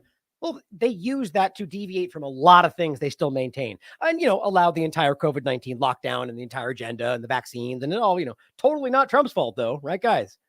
Has this State Department, has the Biden-Blinken State Department effectively abrogated decades of U.S. policy and adopted the Pompeo policy on this question? Puts him against Trump. That's funny. I'm not sure what you're referring to, but okay. The Hansel memo is. I understand what the Hansel memo is, but you I'm do. asking okay. What your question. Does it still apply? Very simple. Does this State Department still abide by the Hansel memo? We memo? have had no change in policy as it relates to the Hansel memo, which is something. So that either means no change of policy. I mean, see, these guys are so ridiculous. So arguably that would mean that the policy from the memo itself hasn't changed, which means that then they do believe that it applies to Israel, the Fourth Geneva Convention. But you very well could argue he meant no change from when Pompeo changed it, which means they don't. But I think that's why he said it like that. That Matt has spoken to.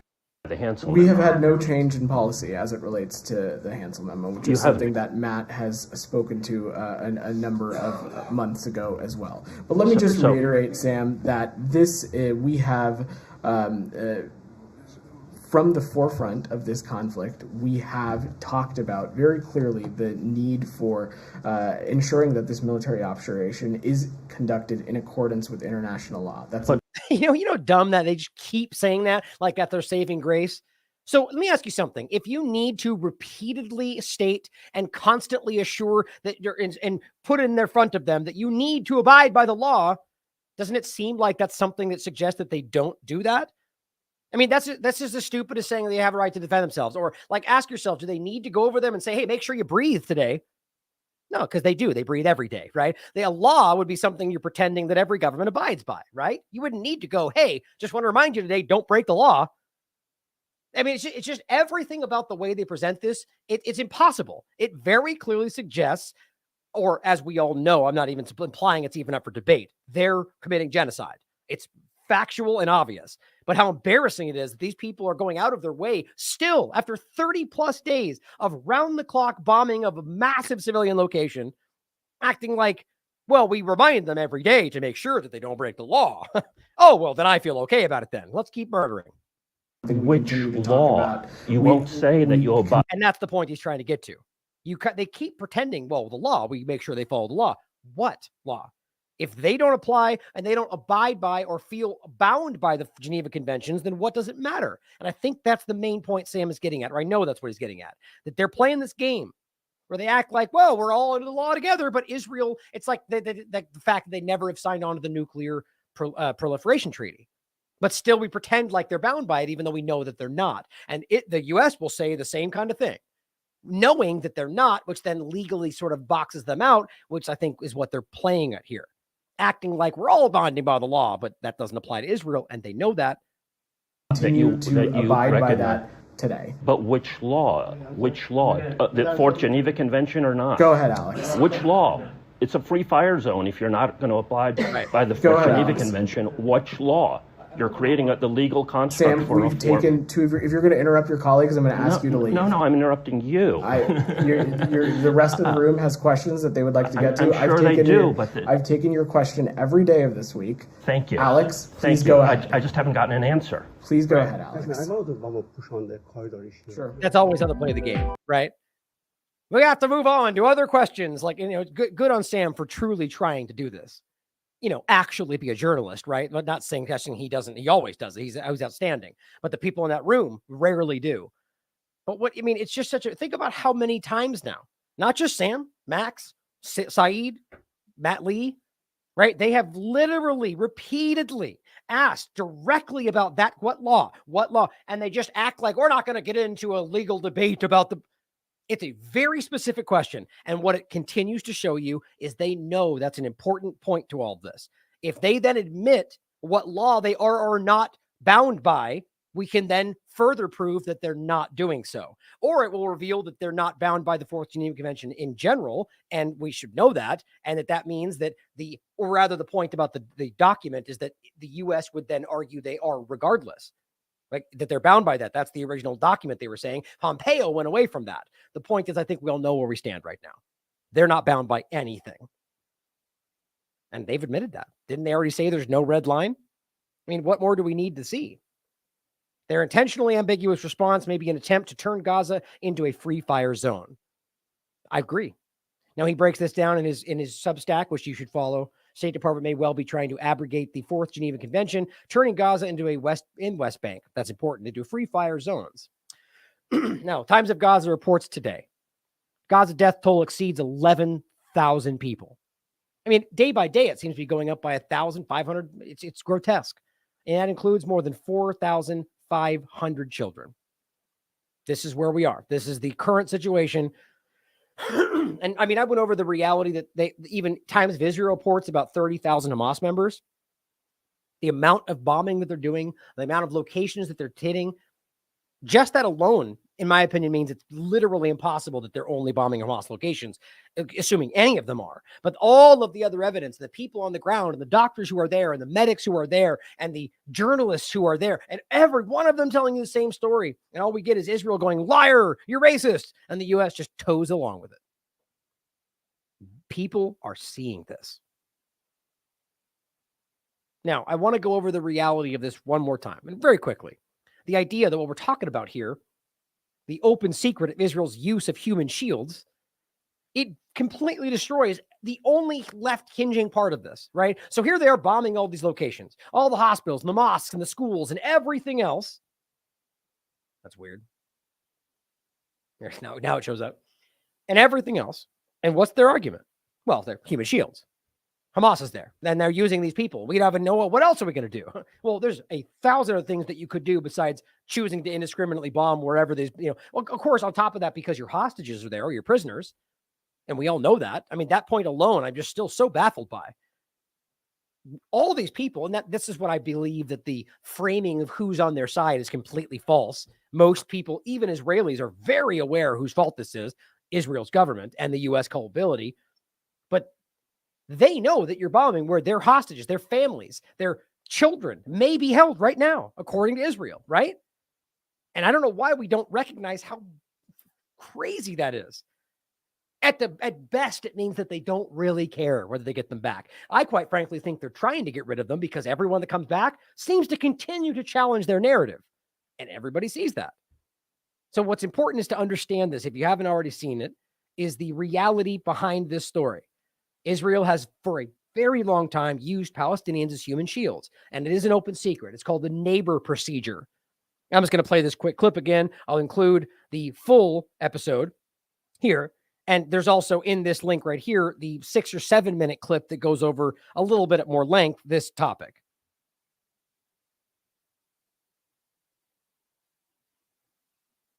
2013, Palestinian children tortured, used as shields by Israel per the United Nations. Reuters.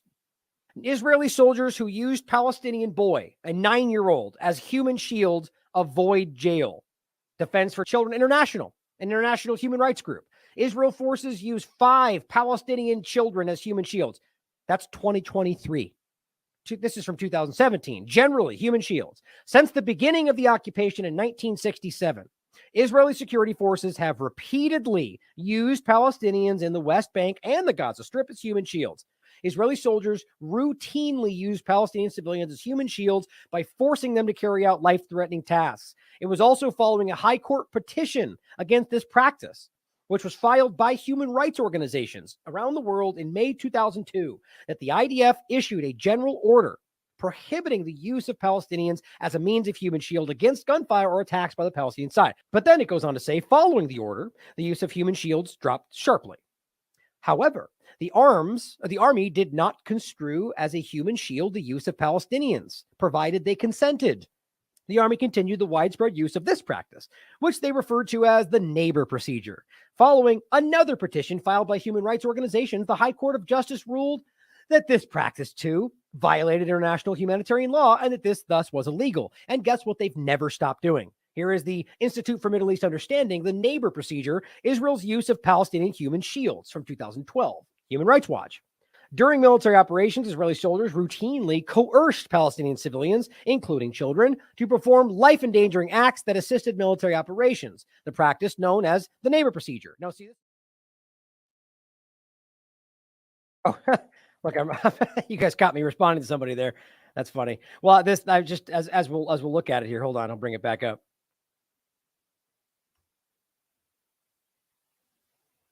This was, as this was playing in the background, somebody responded to this clip and saying, hey, try some balanced reporting.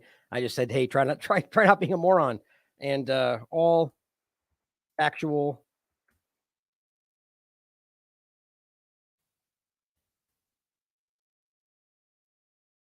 point is, it's just so frustrating how these people, you're looking at like, okay, so you got people that are dismissing this, right? Who are they listening to? Are you, it's just like with the COVID conversation. Are you at a point now where you're only listening to people towing lines? Like government entities who have every reason to lie to you and are now suddenly ignoring even the science groups you were telling us to listen to when everything falls apart, right? We've got, if you look at the clip, as you just saw, we've got Reuters, the United Nations, The Guardian, international entities, all of them telling you this is real. And it's, this person says it's fake. You know, it's ridiculous. Probably not even a real person for all we know. The bottom line is we know this stuff is real. It's documented. And in the clip, as you can see, they even themselves issued a prohibiting order, which, by the way, proves not only they did it, but that they knew that it was wrong. And then it went on to do what they then used was the neighbor procedure after they stopped the other one. And that one, too, as you see here, was also deemed to be a violation of international law. And to this very day, they still use it. Those are all objective facts. You can't dismiss that. And yet people do. But here's why I brought it up again today in particular. As Jake Shields reports, the IDF used a Palestinian man as a human shield. They always do what they accuse their enemy of. Now, I might as well add this one too, right? Here's the clip.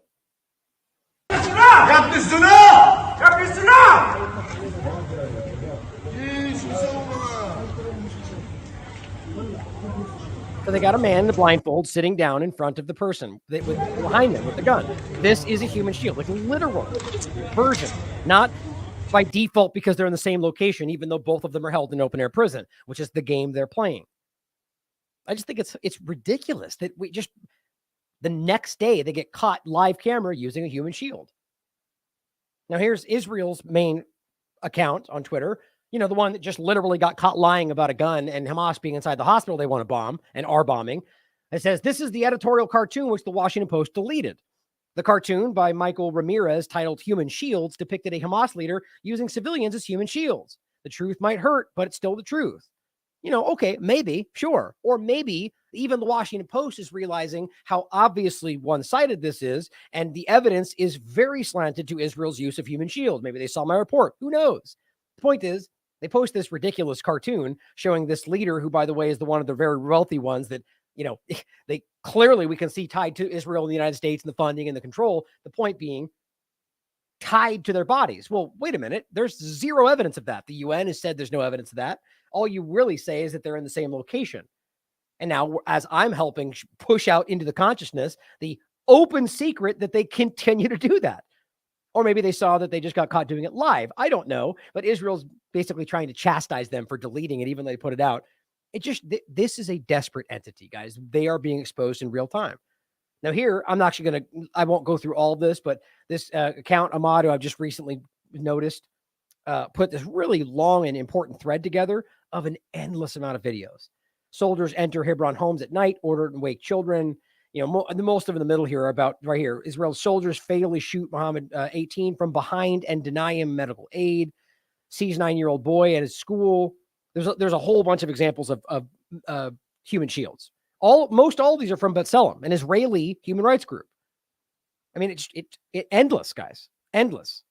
A lot of videos. These are just children, people ducking down, being shot at by the military when they're completely unarmed. It's endless. Here's a mentally challenged kid, Down syndrome, and they're all just attacking him.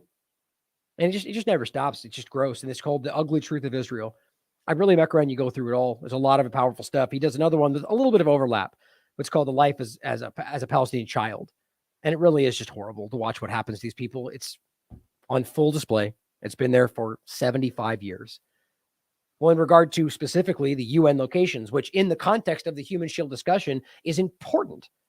Because let's just say you buy all of it. Let's say you believe that they're using human shields and Hamas is in every school and hospital.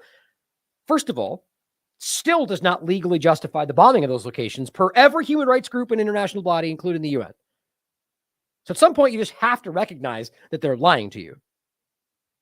But on top of that, they bombed 50 plus UN locations and now 101 UN staff members. Not even Israel, as I've said a million times, are claiming that these are Hamas-controlled locations. They know about the coordinates. They've confirmed before this that they know, and they know it's protected, and yet they bomb them anyway. Schools. I bring this up every time just because I think this really does shock people. And it's reported by Reuters. October 17th, 6 children killed in an Israeli airstrike on a UN school in Gaza. 6 killed. That one story in any other context would have blown people's minds. But nobody even saw this, I argue, unless we watch my show where others doing the same thing. The point is, they're bombing UN locations where they know and have confirmed there is no Hamas location or Hamas presence, and killed them with their families in many cases. In their own homes with their families, UN staff members. The U.S. government hasn't even mentioned this. I've only ever seen one coverage now outside of Wolf Blitzer accidentally covering it, and it's this right here. Brand new. Just came out yesterday. And even then, it's almost trying to avoid the real point that Israel has caused this. It's almost as if they just up and died that day, and we don't know why. That's how they keep covering it, right? Hamas killed these people, but these people died, or they lost them, or however they frame it. As the United Nations is telling you, mothers, fathers, teachers, nurses, doctors, guards, logisticians, support staff, all the service of their community are dead. My point is, we know there's no Hamas there, and we know Israel's bombing them. So there's no dispute here. There's no debate. They are bombing and targeting locations because they're civilian. Which, by the way, I'll include this again as well. Add this really quickly. I always got to remember to add these so you guys have them in the show notes because that's very important to me. So you can prove these things for yourselves. Let's not forget the Amnesty International investigation. Any one of these things should have ended this conversation or at least exposed that they're lying about a huge portion of it on October 20th. damning evidence of war crimes as Israeli attacks wipe out entire families. And the main part to understand here is in this investigation, they present an in-depth analysis of just 5 attacks, only between the 7th and the 12th. Can you imagine how many there's been? And since the 12th and to now the 11th and a whole month? In each of these cases, Israeli attacks violated international law. They proved this, including by failing to take feasible precautions to spare civilians, or by carrying out indiscriminate attacks that fail to distinguish between civilians or military targets, or simply by targeting individual civilian locations and objects. They proved every one of these in their own investigation, and not a word. Not the United Nations, not the media, not the governments, just nothing. That's despicable. And here's what they actually said. Oh, maybe I didn't include this. Yeah, I was going to go past it. The point is, this person simply relays to this woman, I'm very sorry to let you know that this is only the number we're able to confirm. Right? So 101, right, over 100. That's all they can confirm. It's going to be more. And all they really say in here is, that they don't really get into the fact that this is an Israeli bombing attack. Downplaying at every turn. Rabbi Menotti points out Israel's war in Gaza is not a valid act of self-defense in international law. And this is the point we made before, right? In general, everybody has the right to self-defense. So it's a really stupid thing to continue to drown in. They have a right to self-defense. So does everybody. Everybody. But not everybody in every circumstance. Because in this case, you can prove that they are an occupier, which means that the occupied being Palestine, and they're as the occupier fighting them per international law, does not give them the right to self-defense. Even talking about, as we pointed out the other day, the belligerent occupier point, they are not meeting their obligations because they're not protecting the civilian population. In every legal avenue, they are not doing what is legally allowed.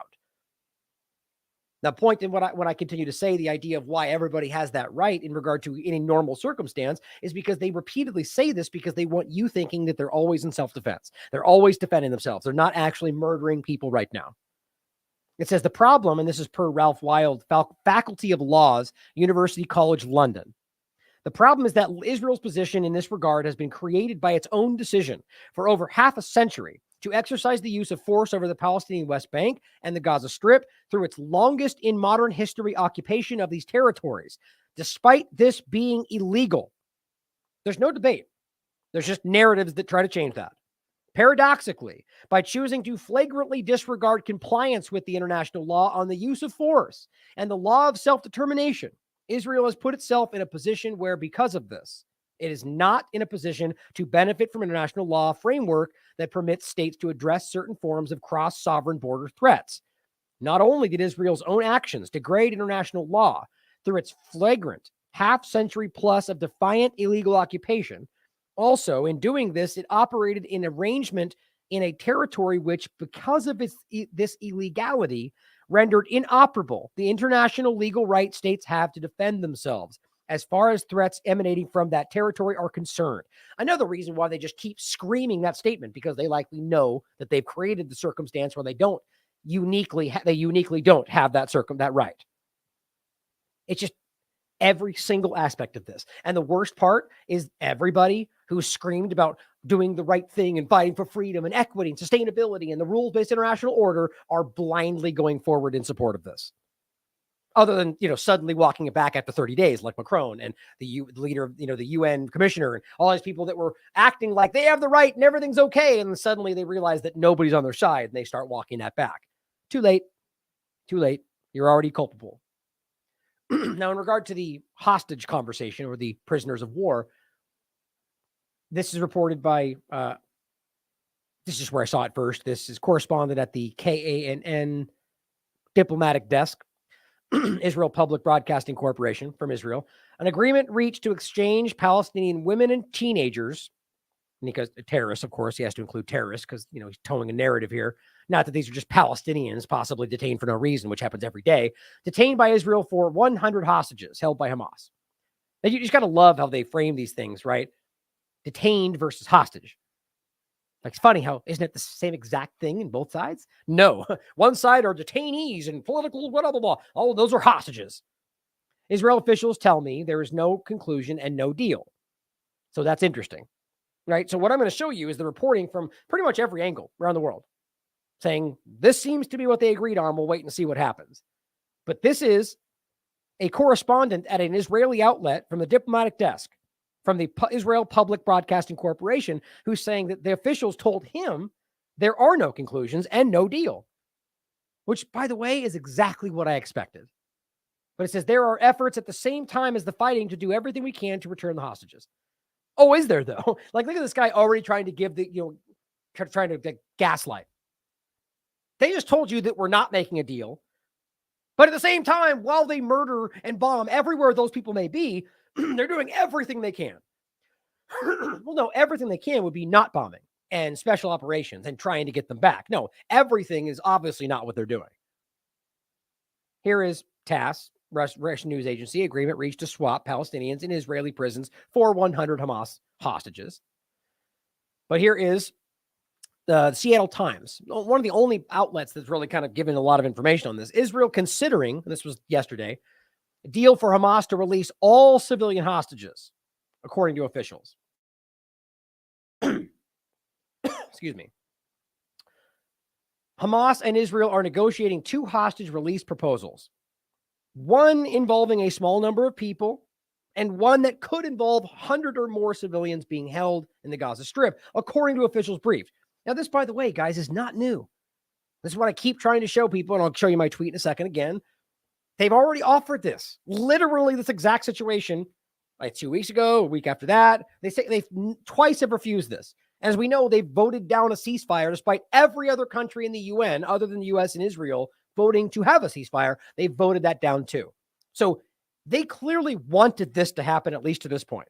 Now, either that means that this was some endpoint they needed to achieve before they did this, or they're realizing they're not going to be able to achieve the absolute mass ethnic cleansing and murder of this entire location and are shifting into something else. I don't know. But what I do know is they have allowed this to go on, which has risked the lives of the people there, for the Israeli people there, and it's continued to risk the lives of innocent Palestinians for 30 plus days. There's no way to pretend like this is in good faith. But now suddenly they're talking about negotiations. And now remember, the Israeli person just told you that they told him that that's not happening. No deal. I can't confirm that he's accurate, but I think that's really telling. He is from the Israel Public Broadcasting Corporation. But it says that under one proposal being discussed, Hamas would release 10 to 20 civilian hostages, which I'll show you in a second is all they claim to actually have, which is very telling. Now, also, all the narrative becomes is they're just lying about that or not, or they accidentally took civilians in an effort to take only members of the military, which kind of begins to seem like the case. Israeli women and children, as well as foreigners, including Americans, in exchange for a brief pause in hostilities. Yeah, remember the Americans, 400 to 600, I guess we're told. They could all be dead right now for all we know because of the indiscriminate bombing. But in exchange for brief pauses in hostilities, which is just embarrassing. As everybody, the UN rapporteur, the UN, it's just insulting. So you're going to pause, feed them, and then bomb them again? Yes. So it's just an illusion, guys. And this is they could be followed by a larger release of about 100 civilians if terms are met. Which I'm willing to bet you that they're going to claim they didn't meet their whatever terms they claimed, and that'll be the reason they don't do it. They'll blame it on Hamas and say they didn't meet their end, even though they, like we saw with Yemen, every 30 seconds they would pretend that Yemen, the Houthis didn't achieve their end, and we could prove they did. And Pompeo would stand up and say that's their fault, even though Saudi Arabia, every time they had a ceasefire, would push in and take more territory. Every time, it's the same kind of thing.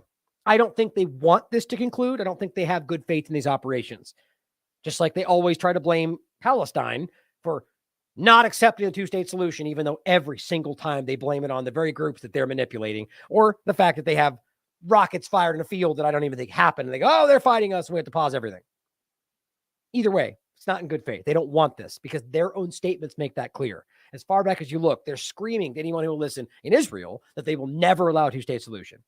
And then your president comes up and says, we're fighting for this because Israel wants it. Everything is an illusion. In exchange for releasing all the civilians, Hamas is asking for a brief pause, more humanitarian aid, fuel for hospitals, and the release of women and children in their prisons, adding that Israeli authorities had expressed uncertainty about releasing their prisoners. Of course, prisoners over here, hostages over there. It's so silly. The point, though, is that they're expressing uncertainty. So either you want them back or not. Like, if your real point was we just want all of our people back, then you would, here's your people back. Let's exchange.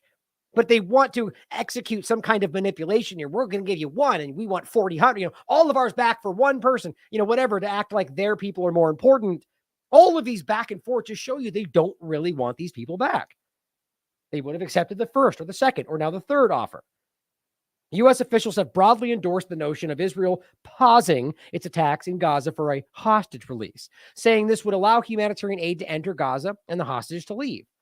But again, that's everything Israel has continued to not allow. On Friday, Blinken said in New Delhi, interestingly, where they just told us they want a world government, we'll continue to focus relentlessly on getting our hostages home. 30 days of nonstop round-the-clock bombing. I don't think U.S. cares either. The office of Benjamin Netanyahu declined to comment. Typical. Hamas has refused to release any of the military-age Israeli men it's holding in Gaza, which, those are prisoners of war, the same thing Israel's doing. One official said that a complicating factor was that Hamas told the Qatari negotiators that it held 20 or fewer civilians. So they're saying we only have 20. So, and the article seems to suggest that they're saying Palestinian Islamic Jihad has them. But what I think is more likely in all this situation is that they just didn't take that many civilians. Based on everything that we've seen, that seems to be seen the most likely. But again, we don't know for sure until this all fleshes out. But how much you want to bet it's going to become that they're just not meeting their end because they only give 20 civilians, even though that may only be what they have. In recent weeks, some Hamas officials have tried to argue that the group's fighters raided only military outposts in Israel on October 7th. But videos and other evidence show Hamas has also attacked civilians in their homes. But did they? I mean, there's a huge caveat here. If they're claiming we only went after military locations, and we also know that in average people from Gaza fled into this fence, which then means that anybody else could have individually done a number of things, or it literally could have been the IDF that carried this out. And the evidence we have of them attacking them at homes with this first-person camera shot could have been anybody. I think there's a lot unknown at this point, and I think a lot of the evidence suggests very clear foul play in regard to framing, lying, carrying out atrocities to blame the other side. Hamas officials are telling negotiators that they have all or almost all of the Israeli military personnel who were captured, numbering 130 to 140, but have no intention of releasing them soon. Israel officials have not released any breakdown of military versus civilian hostages. Now, here's what's interesting. If they're saying they have 130 military, but only 20 hostages, isn't that interesting? Because now we're talking about 150, 160 total. Now, does that mean that Israel is just upping those numbers to include all the people that they know they killed in the area location or elsewhere? Possibly. We should ask that question. And then once they don't come home, they just go, well, Hamas must have killed them. Well, again, these are a lot of hypotheticals and assumptions from people that have already been shown to be lying. Israeli officials have not released any breakdowns of military versus civilian hostages. Why is that? I think it's very obvious why not. Hamas released a small number of hostages in 2 rounds last month. By the way, as far as I can tell, none of which were really because of some kind of exchange. They offered something and they got nothing, and Israel kept refusing. And everyone they released comes out and says they treated me kindly. I think that's probably why. Or because they come out and say, as we've already heard, they shot at hostages. One of an American mother and her daughter who also have Israeli citizenship, and another of 2 elderly Israeli women. Now, interestingly enough, you could ask whether or not it matters to these people who are only, if that's the case, trying to get military targets, whether or not they're Israeli citizens who might be in the IDF, because that would certainly make them military targets. But it says one earlier proposal for them to release about 50 hostages did not result in a deal. Right, my point continually. They've already tried to release these people more than once, and they just keep turning it down, which I'm willing to bet you that happens again. So ask yourself why they chose to release anybody. Again, I answered the question, I think, because it showed us something they don't want us to see. Even the hostages where the video came out where they were calling out Netanyahu, like the last one we just saw. This one, in fact, that they continue to call psychological warfare. Well, maybe, and surely it's benefiting them to show you what they're saying, but what were they saying? That they treated us kindly? That we're not in danger? Of course, they could be lying, but also that they're mad at Netanyahu for allowing this to happen. Which, by the way, you don't need Hamas to tell you that. Everyone in Israel is saying the same thing. Very telling. and the ones that said, stop bombing, you're going to kill us all. Clearly. I mean, there's no disputing that. They're indiscriminately bombing where they're held. It's pretty simple. U.S. and Israeli officials are deeply skeptical of various Hamas claims about the people held in Gaza, including the group's assertion that they do not hold many of the civilian captives, according to the officials briefed. So you see what I'm saying? They're already building this. Now, of course, Hamas could be lying. That's certainly also possible. But based on what we've already seen and how many lies have already been spun, it seems like they're setting up this to fail so they can claim Hamas didn't do their part when maybe they only have what they're claiming. The current proposal for the release of about 100 civilians was reported by a Washington Post columnist. Offers to release larger number of hostages have been floated before and have all been turned down. Why? Strategic interest. Not helping people that need to be helped, not saving people at all costs, but achieving their goals at the interest of your family members. And as I'll just include this so you guys can see it again, as I said many times. Here's the Washington Post article writing about exactly this, how they offered this and it got turned down. It matters, guys, because it shows you they care more about the agenda than the people. Now, last general segment here. I want to go over the larger point about how, I mean, just the way Caitlin frames this article, the title in general, getting called a Nazi for opposing a genocide. Just let that sit with you for a minute. No matter what you think is happening here, it's obviously a genocide that's being committed. Even if you think it's justified, even if you think, well, Hamas is doing it, you're still killing 10,000 plus people, 5,000 children, 20 to 200 doctors, 50 journalists. It's grotesque. And so we stand up, not saying, oh, let's just take all of us, because I definitely feel one side is being, attacked more. One side is in the legal right in regard to the occupation, which I'm sure people then frame as me being biased, which we all have them. Sure. You can look at it however you want. I think I'm being guided by the facts, but just taking anybody out there, the average person who may not have a side at all, who can still just stand back and go, yes, what's happening is wrong, and is getting called a Nazi, is getting called ISIS, getting called a terrorist supporter.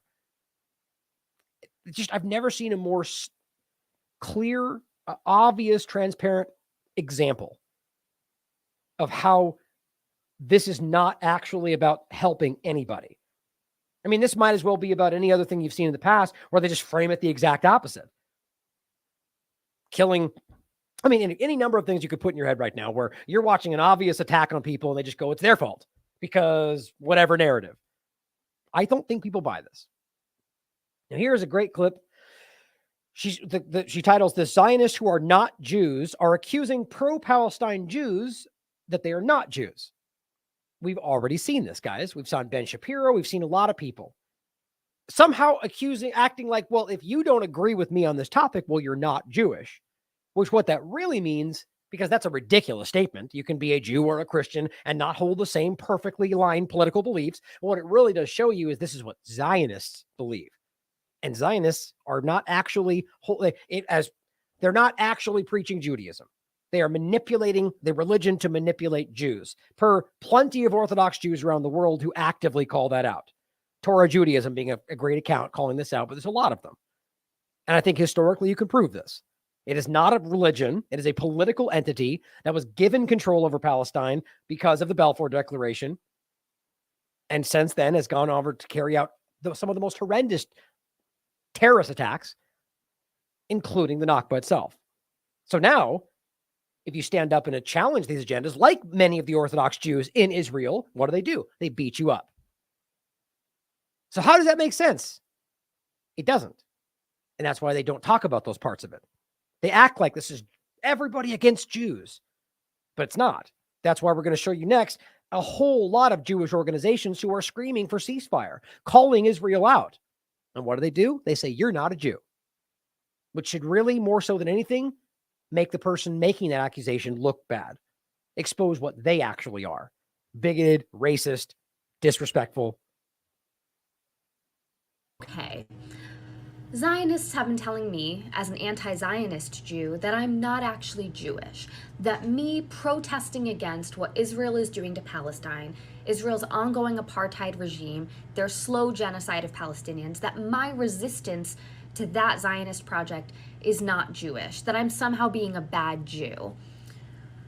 And I, as not only a Jew, but an academic and someone who questions, as is central to the spirit of Judaism, am here to counter that perspective using material that I'm finding from JewFAQ.org, their Judaism 101, a list of the 613 mitzvah, or commandments.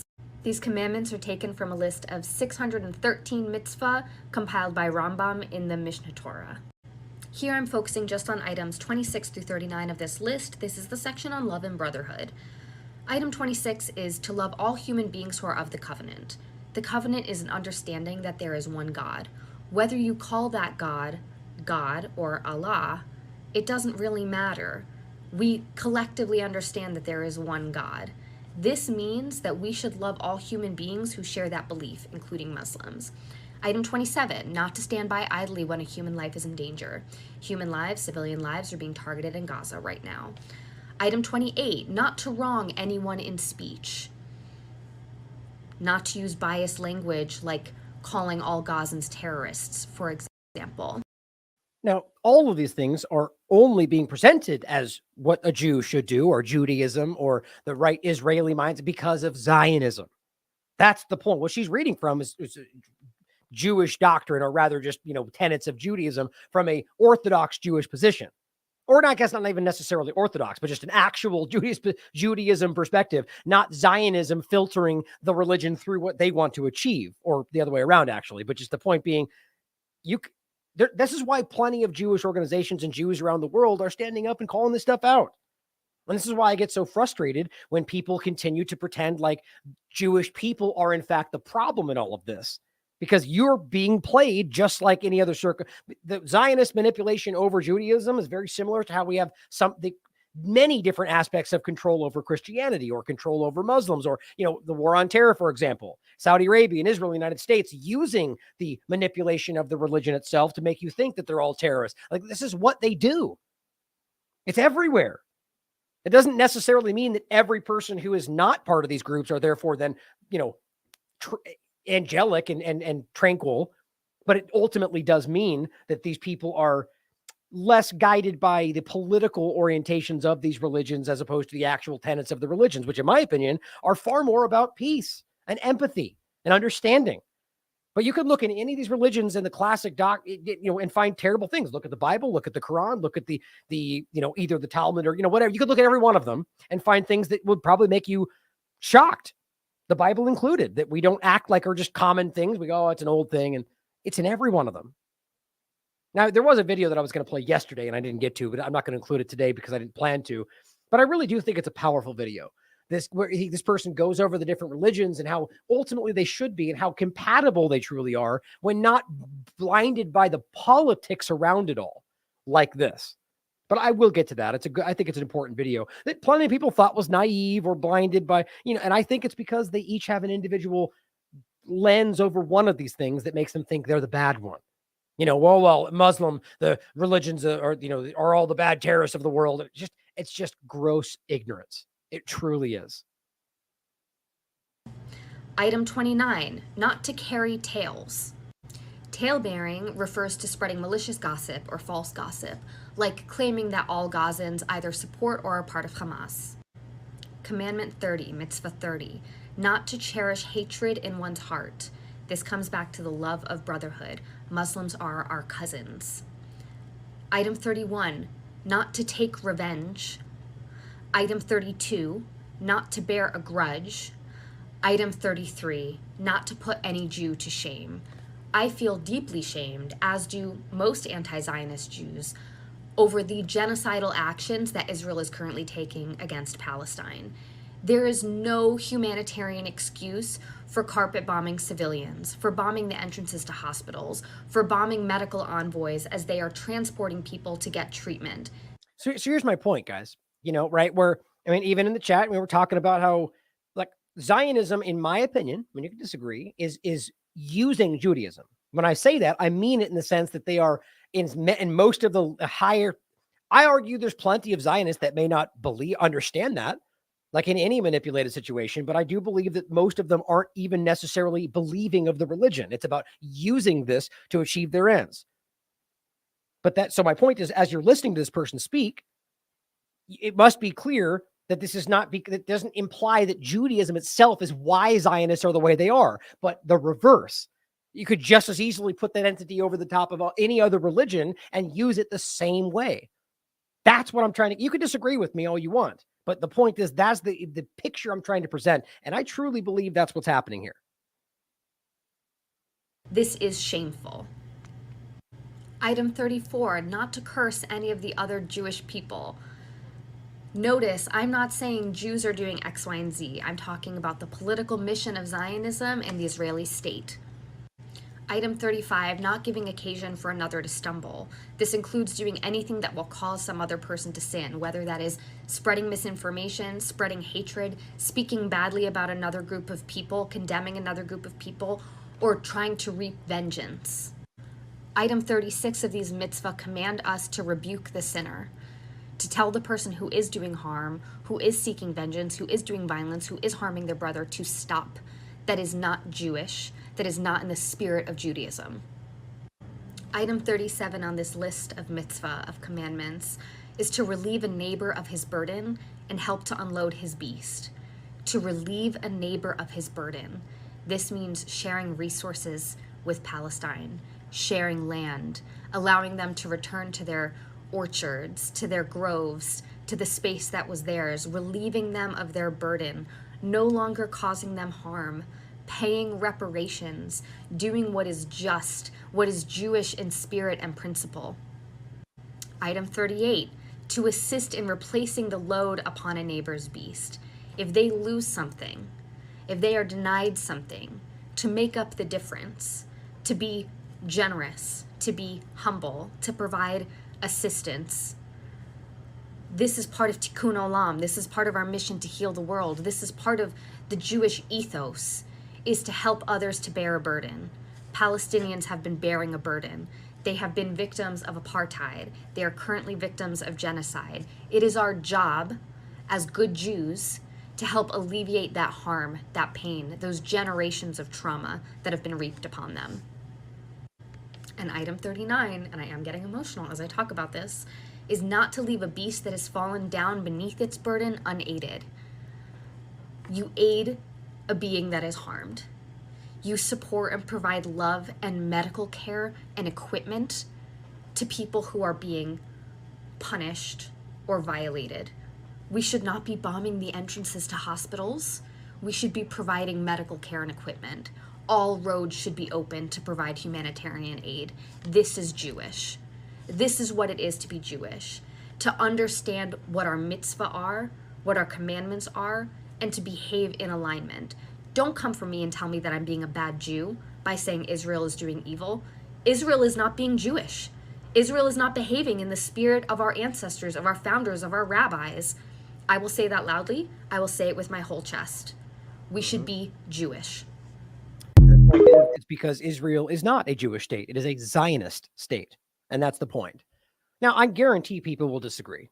Everyone's got their chosen perspective. But my point is, if you believe that that person right there, like if you believe that, Judaism is the root of all evil, is that person lying? Are they misunderstanding how they're supposed to be acting? Either my point ultimately is that it's about the people who guide others. And ultimately, I think most, in my opinion, for the average person, religion, when engaged with in the sense that I think is not being politicized or manipulated, ultimately guides people to the concept of empathy and understanding and compassion. And of course, I could be wrong, but I believe that. I believe I see that in other people that act a certain, but my point is all of the problems that come through these things come from the institutional manipulation from the top down. I'll leave it there. I think that's important. I just want people to see past how we're hating each other based on the manipulations of presentations of these things projected by powerful people that frankly don't even care about them. Now, here is Christina Buttons pointing out Sam Harris. He apparently skillfully eviscerates the both sides argument. I'm like, what do you even mean by that? That there's not two sides? So there's not a war then? What are we even talking about? Obviously, there are, like, what they're ultimately saying is there are no innocent people on one side of this discussion. How has that ever been? I mean, how have we gotten to a place where people are presenting that as logic? I'm telling you, I mean, Sam Harris is either just not as smart as he presented himself as, or he is, I mean, even with the COVID-19 thing, man, I mean, this guy maybe just isn't as smart as he pretends to be. I don't know. But I'll tell you right now, this clip is ridiculous. And it ultimately ends up showing you that, I mean, if I remember exactly how I've listened to this before, only once through, is that it's really just that if you think that they matter, you must be a racist against Israel. It's just such a minimizing and obtuse breakdown. Between anti-Semitism and generic moral stupidity. Generic moral stupidity. So that's your binary breakdown. You're anti-Semitic, or you're a stupid person. It's a little hard to discern. Okay, and I'm not sure it's always important to find it. All right, technically not the either or situation, but I just love the beginning of this. You know, the idea of how do you say it? Semitism and generic moral stupidity. And generic moral stupidity. What an interesting thing to say. So what that ultimately creates is the dynamic where you could be have a compassionate moral stance, but it's really, you're being an idiot. You're being stupid. You're allowing your compassion to blind you from what's supposed to be happening. Like, I find that really hard to wrap my mind around. The idea that anybody who has compassion, or is trying at the very least, even if they're not, to be morally sound, is a good thing in any circumstance. It's a little hard to discern. Okay, and I'm not sure it's always important to find it. I'm not sure it matters why a person can't distinguish between collateral damage in a necessary war and conscious acts of genocidal sadism that are celebrated as religious sacrament by a death cult. Of course, he's only talking about Hamas as a death cult, first of all, which I guess he omits the provable information that Netanyahu himself has stated that they created this group, or Avin Cohen to the Wall Street Journal, or WikiLeaks, or any number of provable evidence that they literally owned and funded them right up until 2019. I guess that doesn't matter for this conversation. But think about the binary breakdown of this, the way you described it. And conscious acts of genocidal. I'm not sure it matters. So collateral damage. Why a person can't distinguish between collateral damage in a necessary war. In a necessary war. So Sam is arguing that indiscriminately bombing 2.5 million people, half of which are children, killing 4,500 children, 200 doctors, 50 journalists, bombing UN locations, is collateral damage. I mean, I don't need to even go further. How in the world does somebody he's either that blinded by this conversation and is either dismissing all of this, like with COVID stuff, or hasn't even seen it and is yet willing to stand up and make some kind of scathing moral comparison about how you don't understand. Guys, they're bombing UN facilities. They've not denied it. They're not claiming Hamas is there. So explain for me, Sam, where that's collateral damage. Explain for me where 100 UN staff members are collateral damage, or the hospitals that were bombed and they denied but then admitted to, or the mosques or the schools or the ambulances or everything that's happening there, or bombing them as they go to the locations you tell them to go to, or any number of things we've already covered. My point is, this is simple to easily show that this binary idea that it's good versus evil is just not true. At best, they're both evil, if you want to look at it that way, but the reality is much more complicated. I don't think anything's good and evil in this sense. I think we're dealing with people. I mean, in the dynamic of just people fighting wars, the people leading them, I think there is a very clear element of evil. I just don't know why people can't see right through this. Maybe they do. Remember, the person frames it says the scathing, or what'd she say? The skillfully eviscerates the both sides argument. And conscious acts of genocidal sadism that are celebrated as religious sacrament by a death cult. Our streets have been filled with people literally tripping over themselves in their eagerness to demonstrate that they cannot distinguish between those who intentionally kill babies and those who inadvertently kill them. Okay, so literally he means in this very simplistic breakdown that every single child that was killed in Gaza was an accidental killing. Okay, 4,500 oopses. Okay, got it. And then the other side of it is you're claiming literally tripping over themselves that every single person's protesting for free Palestine are all supporting murdering babies on purpose. Even though, by the way, I think we've only proven that there was one child that was 4 years old and the rest of them were older, per Haaretz's information. But yeah, keep towing that beheaded babies line, Sam. Think about how ridiculously obtuse this is. So now every person supporting Palestine is supporting terrorism. Is he actually arguing that every person in Palestine is a terrorist? Are we literally going back to this absurdity? Apparently so. In their eagerness to demonstrate that they cannot distinguish between those who intentionally kill babies and those who inadvertently kill them, having taken great pains to avoid killing them. Oh, so that's what Israel's doing. Taking great pains to not bomb UN institutions or UN locations, to not bomb schools and hospitals, to not bomb 100 UN staff members or 200 doctors or 50 journalists. Taking great pains, Sam says. Guys, this should ruin his entire reputation if he hasn't already done that with the absurdities from COVID-19. While defending themselves against the very people who have just intentionally tortured and killed innocent men, women, and yes, babies. Nope. Sorry, Sam, you're wrong. And that's already been proven to be wrong. But my point is, even on top of that, are we not considering the occupation or the fact that legally fighting is protected under the Geneva Conventions, or going into the actual crimes that were committed? Torturing? What? Give me an example where we've proven that they tortured people. You mean the things they showed you with burned bodies, where we now prove those were actually Hellfire missiles? Like, either this guy is actually on a certain side here and does not care about the facts, or he is actually not that smart. I quite frankly don't think he's stupid, but you can decide that for yourself. And who are committed to doing this again at any opportunity, and who are using their own innocent non-combatants as human shields. And there it is, right? This is just, let's just break out the Israeli talking point page. You mean the human shield that we have proven the UN has found no evidence for, or they have yet to show you one example of that today, even though we literally just caught Israel yesterday doing that with a Palestinian? Like, I don't even need to keep going further, guys. This is embarrassing. I'm not even trying to stand here and act like I'm smarter than Sam. You guys can decide for yourself who has intelligence and who doesn't. What this shows me is he's either not as smart as he's always pretended he is, or he is willing to lie, or is willing to omit facts or ignore them because of some other influence. I don't know. But sure as hell is not eviscerating anything. He's just towing lines. This is straight out of the talking points. Right? And so my point is, what he ultimately gets at is you're either just a disgusting, racist, ignorant person, or you're pro-Israel. And that's what we're dealing with here. Here is the wildly ridiculous Laura Loomer saying, breaking. By the way, this is from the October 18th part. This is the same thing that happened in the Capitol. I just want to bring this back up because I hadn't seen her talking point on it. She says and think about how embarrassing this is for somebody who is screaming about the January 6th not being an insurrection, which it wasn't, by the way. We can all prove that.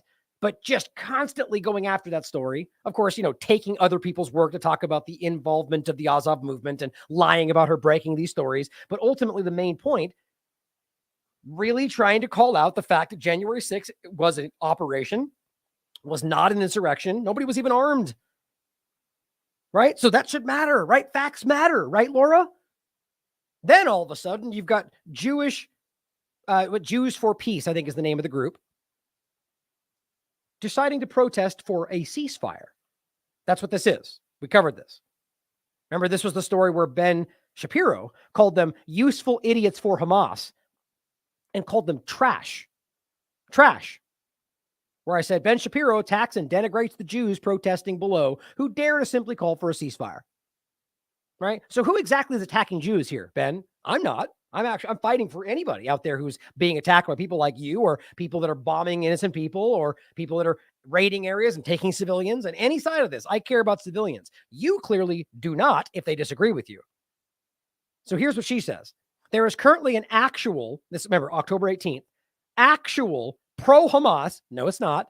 It's Palestinian, pro-Palestine ceasefire. Most of these people, when actually asked, do not support Hamas. But of course, Laura doesn't care about the facts. She cares about the story to get her relevancy increased because it's constantly going down. Insurrection. An actual, she says, pro-Hamas insurrection. So my guys, this is what I'm always talking about. If you're going to stand there and act like using that word inappropriately is despicable and then literally do the same thing back, you are knowingly part of the manipulation. Or at the very least, just too stupid to know that you're literally doing the same thing that you accused everybody else of doing. But whether pro-Hamas or not, does that look like an insurrection to you? It's just embarrassing. Inside the U.S. Capitol in D.C., where pro-terror rioters, that's what we're looking at, pro-terror rioters are disrupting official proceedings. These people are a joke. We should all laugh at how ridiculous these people are. And I really believe people are starting to see this stuff. By attacking Israel's right to defend itself. Does that look like they're attacking their right to defend themselves? It's just embarrassing. This is who Laura Loomer is. It's not just with Israel. People like this who are willing to clownishly frame this in such an aggressive way to achieve it for somebody. This doesn't benefit her. Clearly, it hurts her. It benefits Israel and Zionism, which is what I've told you, which is why she very clumsily omitted the Israel overlap in what was going on in Ukraine, or the funding of the Azov movement directly from Israel and through people like Zelensky and Kolomoisky and so on. Absolutely left that part out. I wonder why. She says, when is the FBI going to raid their homes and send them to jail? Now, you could easily try to pretend that she's trying to play that this is, what they did, but that's not, this is what they're calling for. Right? This is meant to go, that's what they did to them, so do it back. Well, if you want it to happen back, you're just as stupid as the people calling for others to be censored after they just went on a rail about how people shouldn't be censored. Showing you that you don't really care about these things. You just want to win. But that's the point. This is my point about showing you that this is not just some kind of a joke. Well, this is a parody account, but I'll remember this for the rest of my life. And the reason I've included this is because Marjorie Taylor Greene, the actual one, was there while this was happening and called it an insurrection. These people are ridiculous. And in my point, even Ben Shapiro. And again, these are Jews. This is an entire group of Jews calling for peace. And what do they call them? Pro-terror, pro-Hamas. And these are the groups they're claiming are accosting people and hunting down the Jews in all of these schools. Guys, quite frankly, I don't believe that. Because you can see these people that are out there attacking anybody for being anti-Semitic who are then literally attacking Jews for they have a different opinion. I mean, it's almost cartoonish. Well, here's another one of these examples.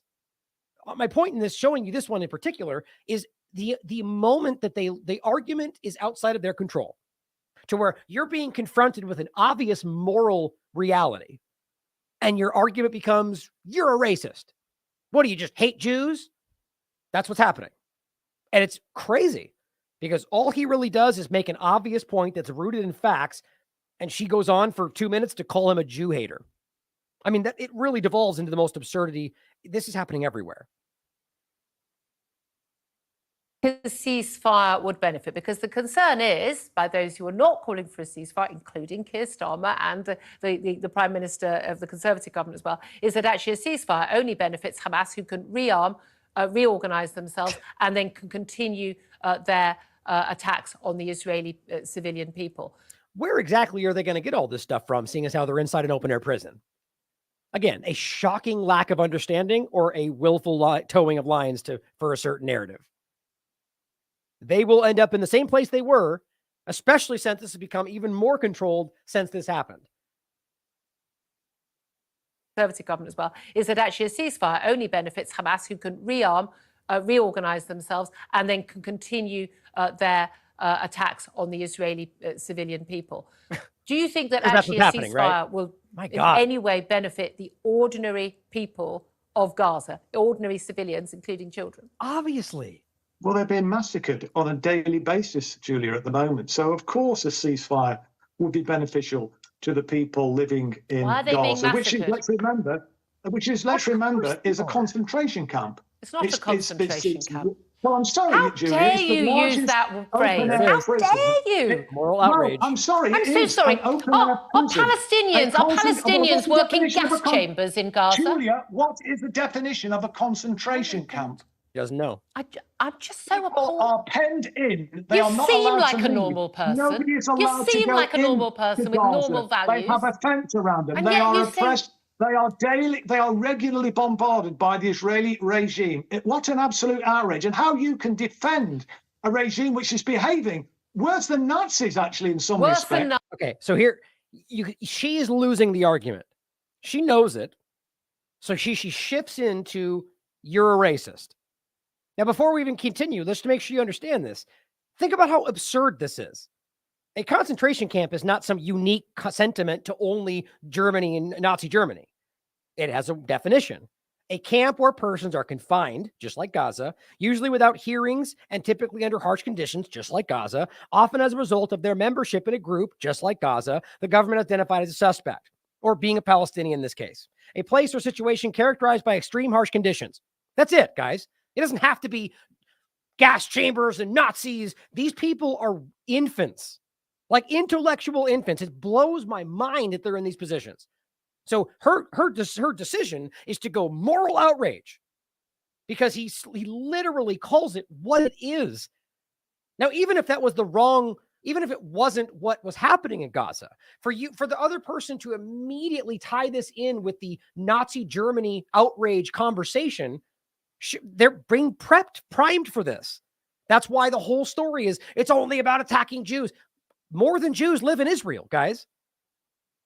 It's just so incredible that they are the ones making it only about one thing and yet calling us racist. So watch the way this spins out. It's incredible.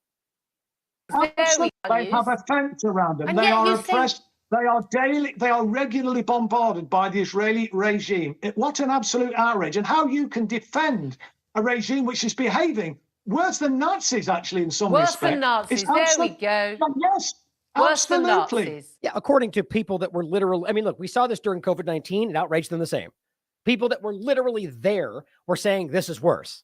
You've seen the same thing here. You've got Jews standing up. You've got people that were alive in that time frame saying what they're doing is unacceptable and worse than what I dealt with. And on top of that, you've got people that are saying, I lived through this, so this is why I won't let it happen again, and standing on the side of Gaza and Palestine.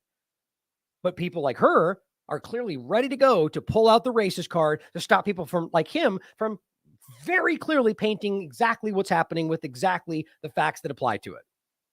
Because what we are seeing, thousands of children are being murdered by this Israeli regime. Why don't we just save time? Why don't you just come on this show and just shout, I hate Jewish people, and save everyone time? What do you say about the Jewish people then that have joined the rallies in marches in support of a ceasefire, in support of the Palestinian people? What do you say about them, Julia?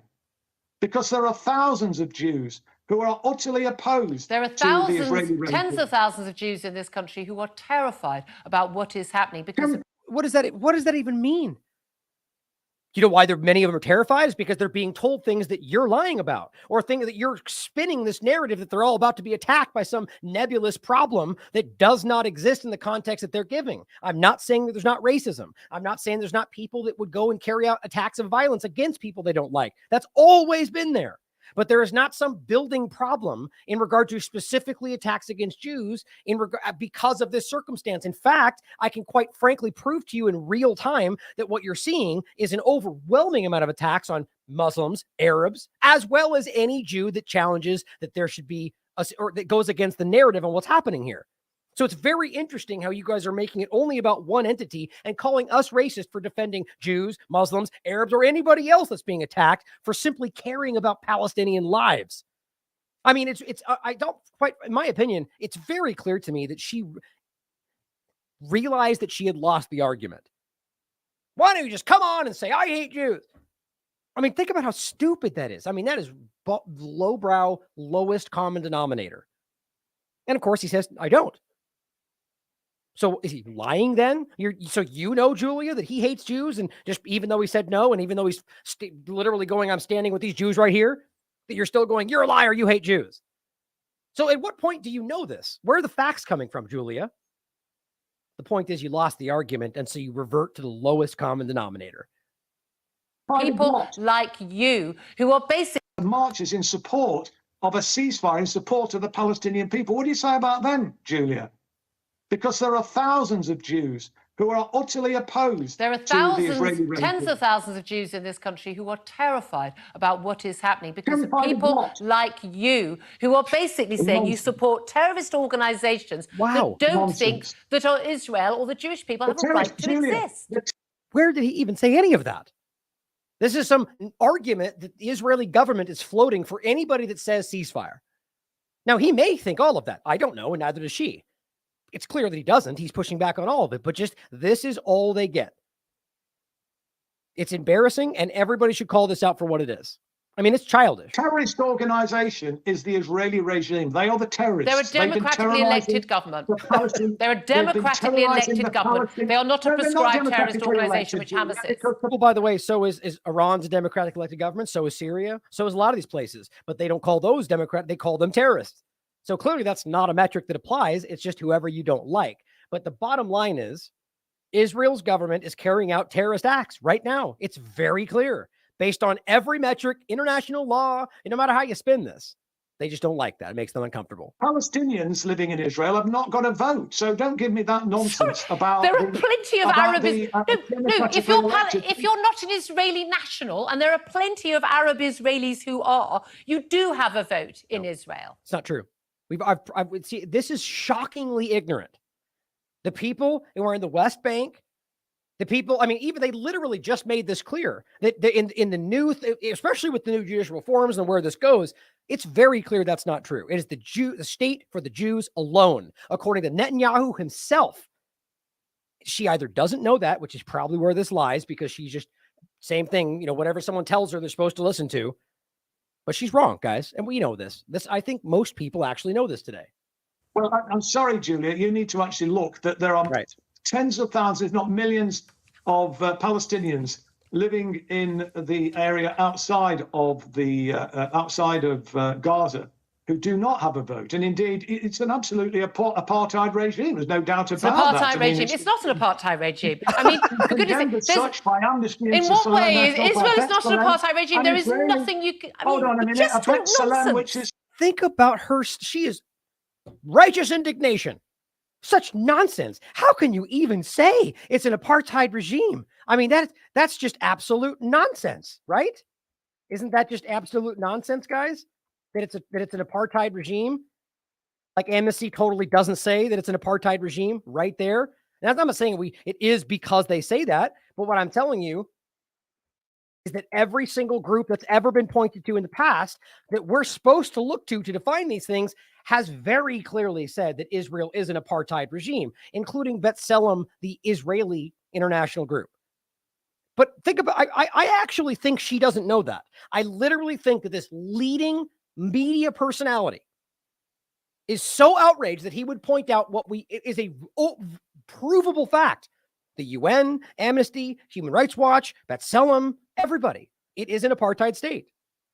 I mean, how about we just, I've already, I was going to play the Avi clip again, but we're about to wrap in general for time. But, Avi Shalom is a very, very prominent British Israeli historian who is very clear. It's obviously an apartheid state, but isn't it just kind of grotesque the way that they're acting about this? Well, here is we're going to get into this game that's being played, in my opinion. I do not think the way it's being framed is happening. And the only reason I say that is because it certainly could. People can act in hate, regardless of whether there's a justification for it. And I don't mean that it should be. I mean, just in the sense that regardless of what's going on, people will act in hate. But in regard to these schools and, blocking people in their home, I haven't seen any evidence of that. And so shouldn't it matter, just like with the Israeli conversation, that as a journalist, that we verify these things? All we see so far is a letter that came from students at MIT that says that they were blocked, says that they were being held in and they weren't allowed to leave. And then you get things like this. This guy who's been pumping out some of the most obvious propaganda, much of which has been proven to be false. This isn't 1930 Europe. It's 23 London. They just can't stop bringing this back to some kind of World War II analogy, even though who's committing genocide right now is blatantly obvious. He says, my non-Jewish friends are telling me to hide at home. Okay, great. So people that aren't Jewish who are calling you are telling you to hide. And somehow that proves something? I mean, and we get these fake WhatsApp images, I think, or just here, regardless of whether these are fake, which we've already seen him caught lying about stuff, or they're just people saying stuff. Just heard some Palestinian protesters saying they're looking for Jews. Don't leave your house today. Look, straight up, I don't believe that. I do not believe, one, that was said, or two, that that's even real. But that's personally just my opinion. I rarely even do that, by the way. But this, I'm going to show you next. The idea that they're protesters hunting for Jews. I don't believe that. I think that's obnoxiously there's so many examples. And the real point is that what they're pointing at are these main groups. They're actually pointing at these protests, which are being led by groups like Jews for Peace.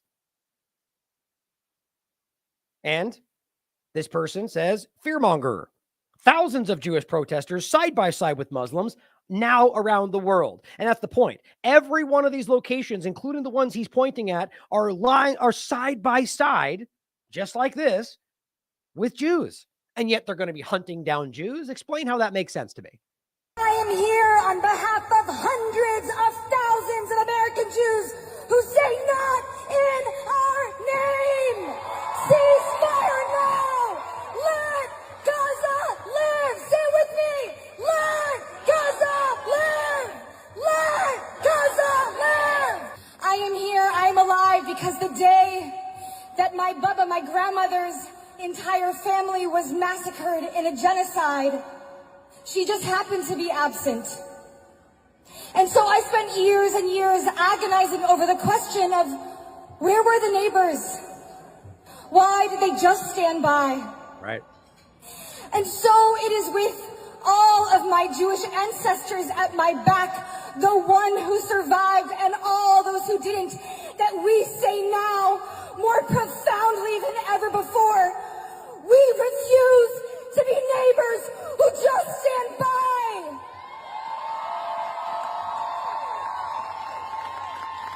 Ben Shapiro and all the rest of them, they're calling these people trash, useful idiots, terrorists. I think we all know which side the moral line is here at this point, and recognize that the people who are calling them trash are absolutely okay with committing genocide. Organizing right now the largest demonstrations of Jewish people in solidarity with Palestinian people in history. Because while they say it is these people or it is those people, we know what is true, what has always been true and what will always be true, that it is all of us or none of us. Or more aptly, in my opinion, it is us versus them in regard to the people controlling our lives. They're always trying to pit us against each other. We're Jew versus Christian, or Muslim versus Jew, or Muslim versus Christian, or just neighbor versus neighbor, or country versus country. These people are constantly trying to pit us against each other, so we don't recognize that they're the ones controlling our lives. They're the ones stepping on your neck and telling you that that person did it, that guy did, that color person, that religion. It's their fault. So give us money, give us weapons, let us invade in your name. It's always based on lies, just like this. Natalie Winters, not surprisingly, works for the Bannon War Room. I just unintentionally walked through the National March for Free Palestine in D.C. Unintentionally, right. And I know people that were there, okay? It says these people are so radical and militant. Not true. I truly feel like I'm not in America anymore. It's not just blatant anti-Semitism. It's straight up anti-Americanism. It's such a lie. She says, I also saw a bunch of people wearing abolish ICE hats and calling for global socialism and liberation. Like, guys, this is the same thing that happened during COVID. It's from my perspective, and I've done a lot of looking into this. It is a bipartisan, rather nonpartisan issue, just like anything that matters, because they're always trying to jam this into a divide. There's just as many people on the right as there are on the left, in my opinion, or people that actually are intelligent enough to see through both sides, that see that this is not a left-right issue. This is not about, that's what she's trying to do right there, right? It's all those liberal, abolish ICE. It's just so ridiculous. And by the way, there is plenty of right-leaning people that are fighting for global entities, just not calling it socialism, right? It's just so many games being played. But it says, not sure which is more dangerous. Well, I'll tell you what's more dangerous. Government. Right? Which is funny. Liberation is apparently now dangerous. It's just, these people are losing their grasp on reality, man. Socialism, democracy, communism, all of it. It's government that can control at the top and dictate what you can do with your life. History shows us that. There's just always one side calling one the bad guy and the other side calling the other the bad guy. What do you know? Divide and conquer. It's amazing we can't see it by now. I surely felt out of place, she says, because I wasn't wearing a hijab. Or really, like so all the Jews that were there, which we can prove, she's lying, guys. This is a narrative spin. For that reason, I didn't take any pictures. But all I can say is pray for America. So let me ask you this. Why does it make you uncomfortable they're wearing hijabs? Because you're so ignorantly making that about terrorism. That's why. It's just gross. All of this is disgusting. And the main point is, and this is good on High Impact Flicks for pointing this out. He says, well, I'm sure you took your cell phone with you. Looking forward to the video evidence, which backs your assertion, Natalie. Oh, what's that? Don't have any footage? Shocking. Well, importantly, just a thought says, I was there. You're lying. I mean, you don't need to know this person to know that. There was a lot of people there from all over the country, some of which I know. And the reality being that you can just look up, there's a million videos online, look them up. They're all Palestinian flags and they're all fighting for ceasefire. But people like this are desperate to make you think that they're all a bunch of raving terrorists that are just trying to rape your women or whatever kind of gross argument. I mean, might as well be back in Jim Crow America, right? That's the same thing we're talking about. It's just a broad stroke, bland statement about all one people as one thing because it suits your interests, Natalie. Well, here is one of these protests that are apparently all Jew-hating Muslims. No, it's thousands of Jews marching for ceasefire now, along with a lot of other people. But the point is, this is specifically that group, Jewish. What does it say right there? I'll just play it for you. Oh, and never mind. There's no real audio on this. It's just chanting. But it says, ceasefire now. UK Jews demand stop the genocide and the siege. Look, from what I can tell, it seems to be the majority, guys, of pretty much everybody, other than the narrative controllers, like we keep mentioning, or the governments that are involved in this. That's how simple this seems to me right now. Here, Alex Kane is pointing out, that gets into this latter point about the schools. Columbia University is suspending students for justice. Think of that. Now, just because the name sounds like it doesn't mean people call themselves names all the time that don't align with what they actually do. But in this case, I believe we're talking about exactly what that sounds like. Or, sorry, I forgot the last part, of course, the important part, students for justice in Palestine. So now, because Palestine equals Hamas and terrorism, because that's how stupid this has become, they're suspending them. Or literally, Jewish Voice for Peace. That's the name. So there's a group called Jewish Voice for Peace. And you're suspending them? Like, how does that even logically make sense in this narrative that it's all about attacking Jews? Well, as its official student groups, they basically suspended their groups till the end of the year. Now, here is where this gets really stupid. This is Fox News calling all these anti-Israel, which is just, again, it's about hatred. They're the ones making this about hatred. This group is calling for a ceasefire. This is this person framing it as Glenn Greenwald has absolutely lost his mind over the pro-Palestinians being, as they write, caught engaging in more than free speech. Oh, are they caught? Because Fox News reads a statement about what other people said was happening? I'm telling you, there are some really dumb people out there presenting themselves as journalists.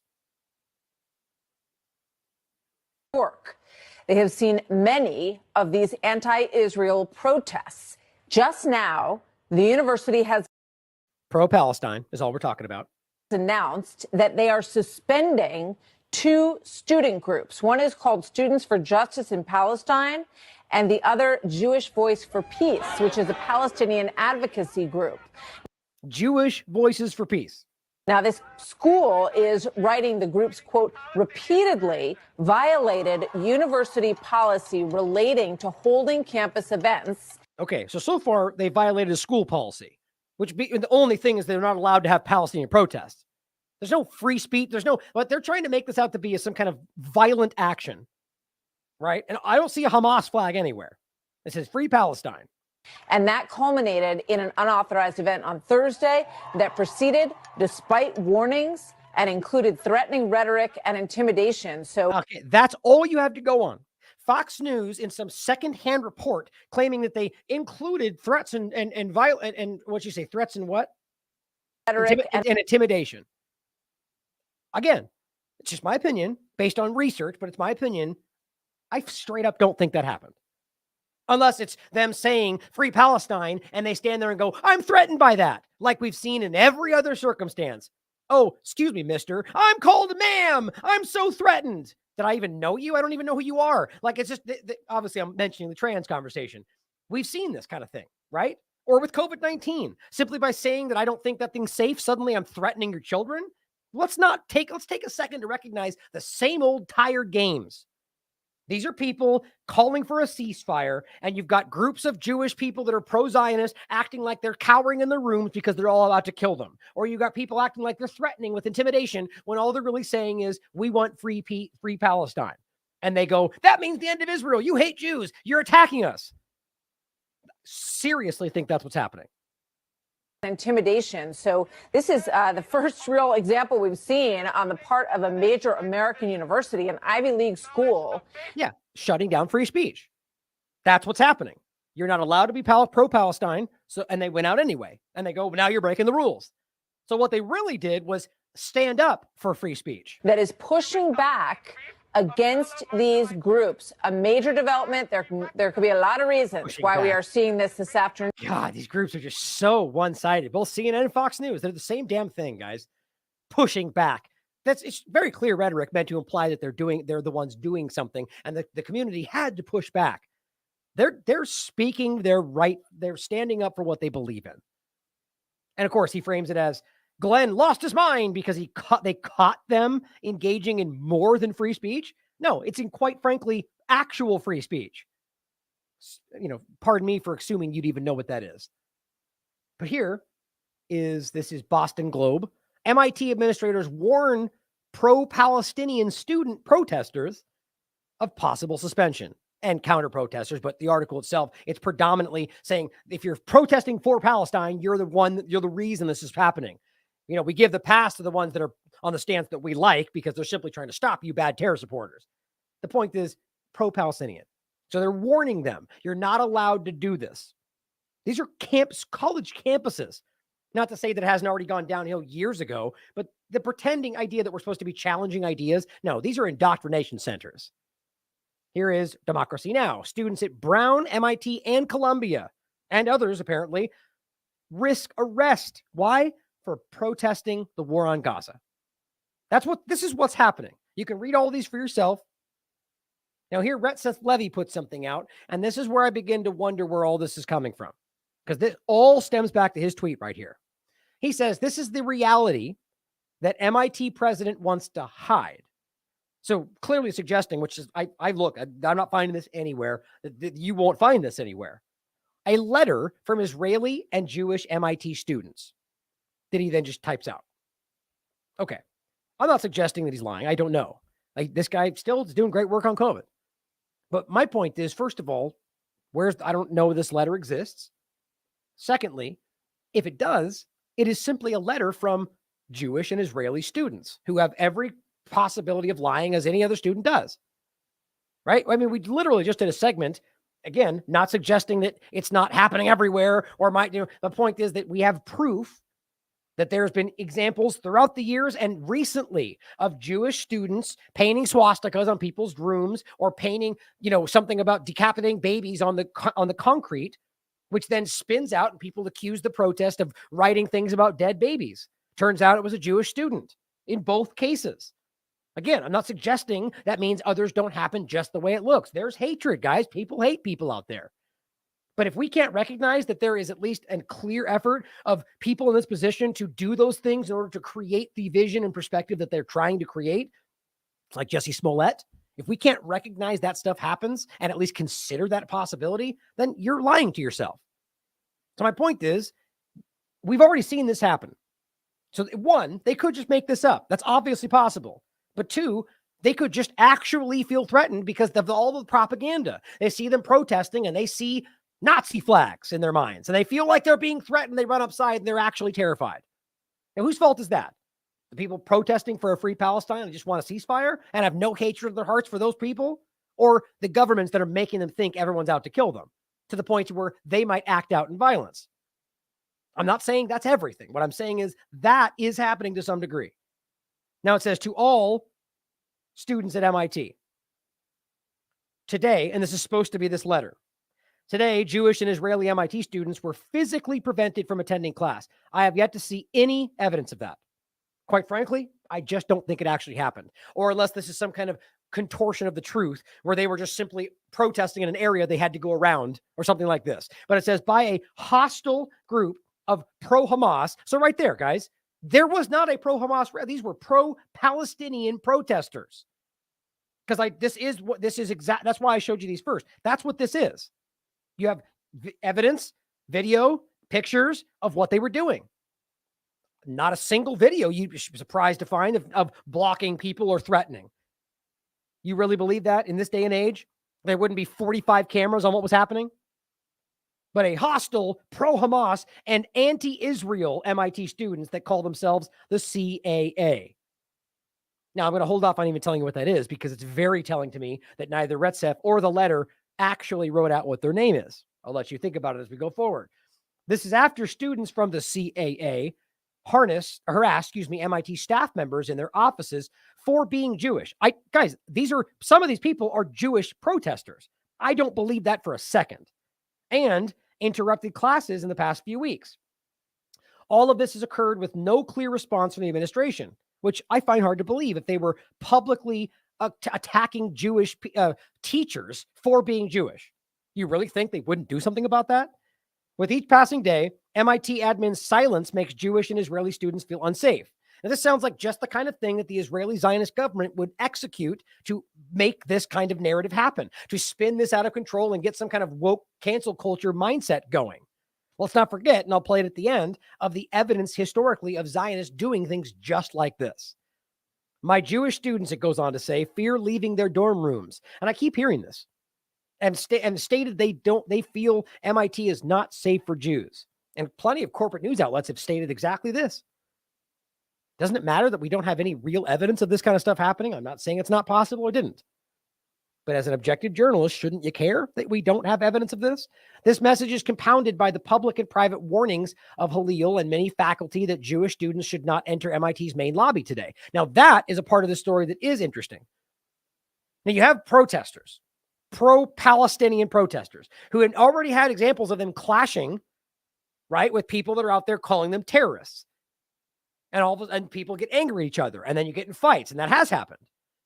But what's interesting is then you have the actual administration saying, don't go in there. Now, you could frame this as them just trying to stop clashes from happening, or you could frame it as them perceiving themselves that somehow Jewish people are a threat from that. But my point is still the same. You have a pro-Palestinian protest that includes Jewish voices for peace. Then we're somehow going to pretend that they're seeking out Jewish people or threatening Jewish people.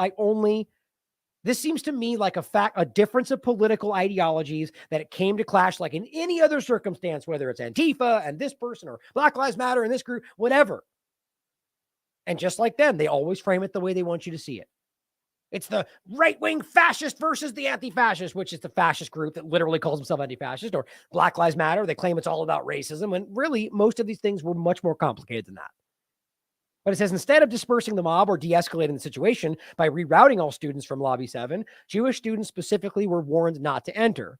Or you could see this as one of the groups on either side of this current clash was told not to go through where they're protesting. Right? In this case, it just happens to be Jewish students. Just throwing out a possibility. It's all about the framing. And who's writing this? The very students who are telling you they feel threatened. The onus to protect Jewish students. And see, that's my point, though. Shouldn't it be the onus to protect students? Should be on the students themselves. There should not be, they say. It's very telling the way this is very pointedly framed. MIT administration recently announced guidelines to avoid illegal and unsafe protests on campus. The CAA, which planned to protest, knowingly and proudly violated these requirements. So all we're really talking about is some arbitrary school rule, which in my mind undermines free speech. To frame that as some kind of criminal act that justifies or suggests that they're attacking people is childish and dishonest. And even invited people from outside MIT to join them. Their actions inhibit the possibility of safe and peaceful dialogue. How exactly? And endanger Jewish students. So that shows you that all they're really saying is because it's a pro-Palestinian protest. Right? So what you did was protest when the campus didn't want you to and invite other people to join the protest. Explain for me how that inhibits the possibility of safe and peaceful dialogue. This seems like a fake. The CIA hosted a blockade. Again, that's my point. No evidence of this. And I'm not, show me. I asked people all over the internet today, give me an example of this. I'll talk about it today because that wouldn't be okay with me. A blockade, they frame it as, that not only disregards MIT guidelines, but also obstructs Jewish students from attending class. And do you know why? Especially since I believe this is not real and was stemming from some kind of manipulation, maybe intelligence. You know why I think they chose the word blockade?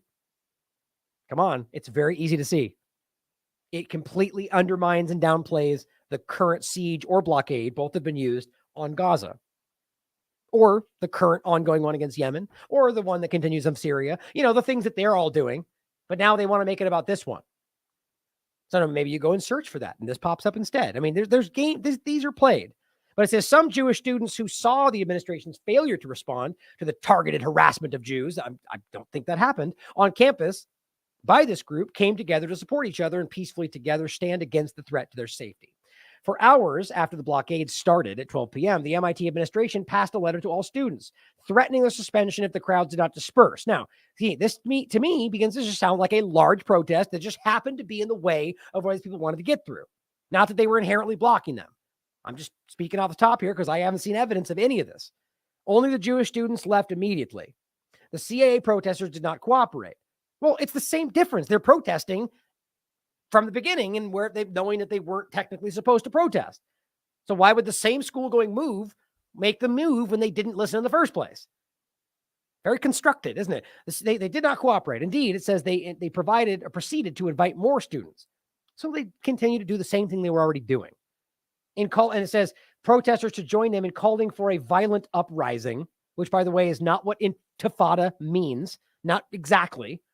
We've already went over this, by the way. And it's many of these terms, a rebellion or uprising, a resistance movement.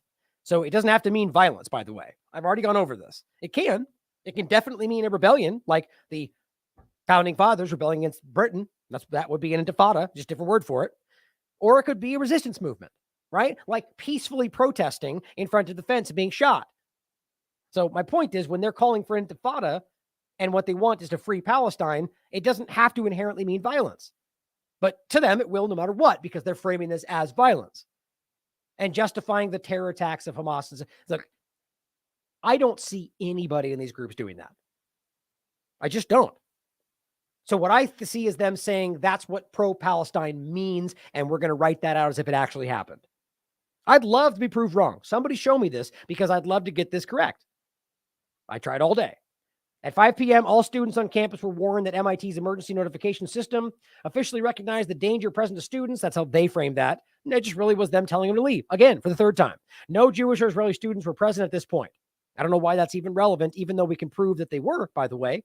So what they're saying is no Jewish students with our group that thought this was a problem, but we can show you that there were Jewish voices for peace that were there.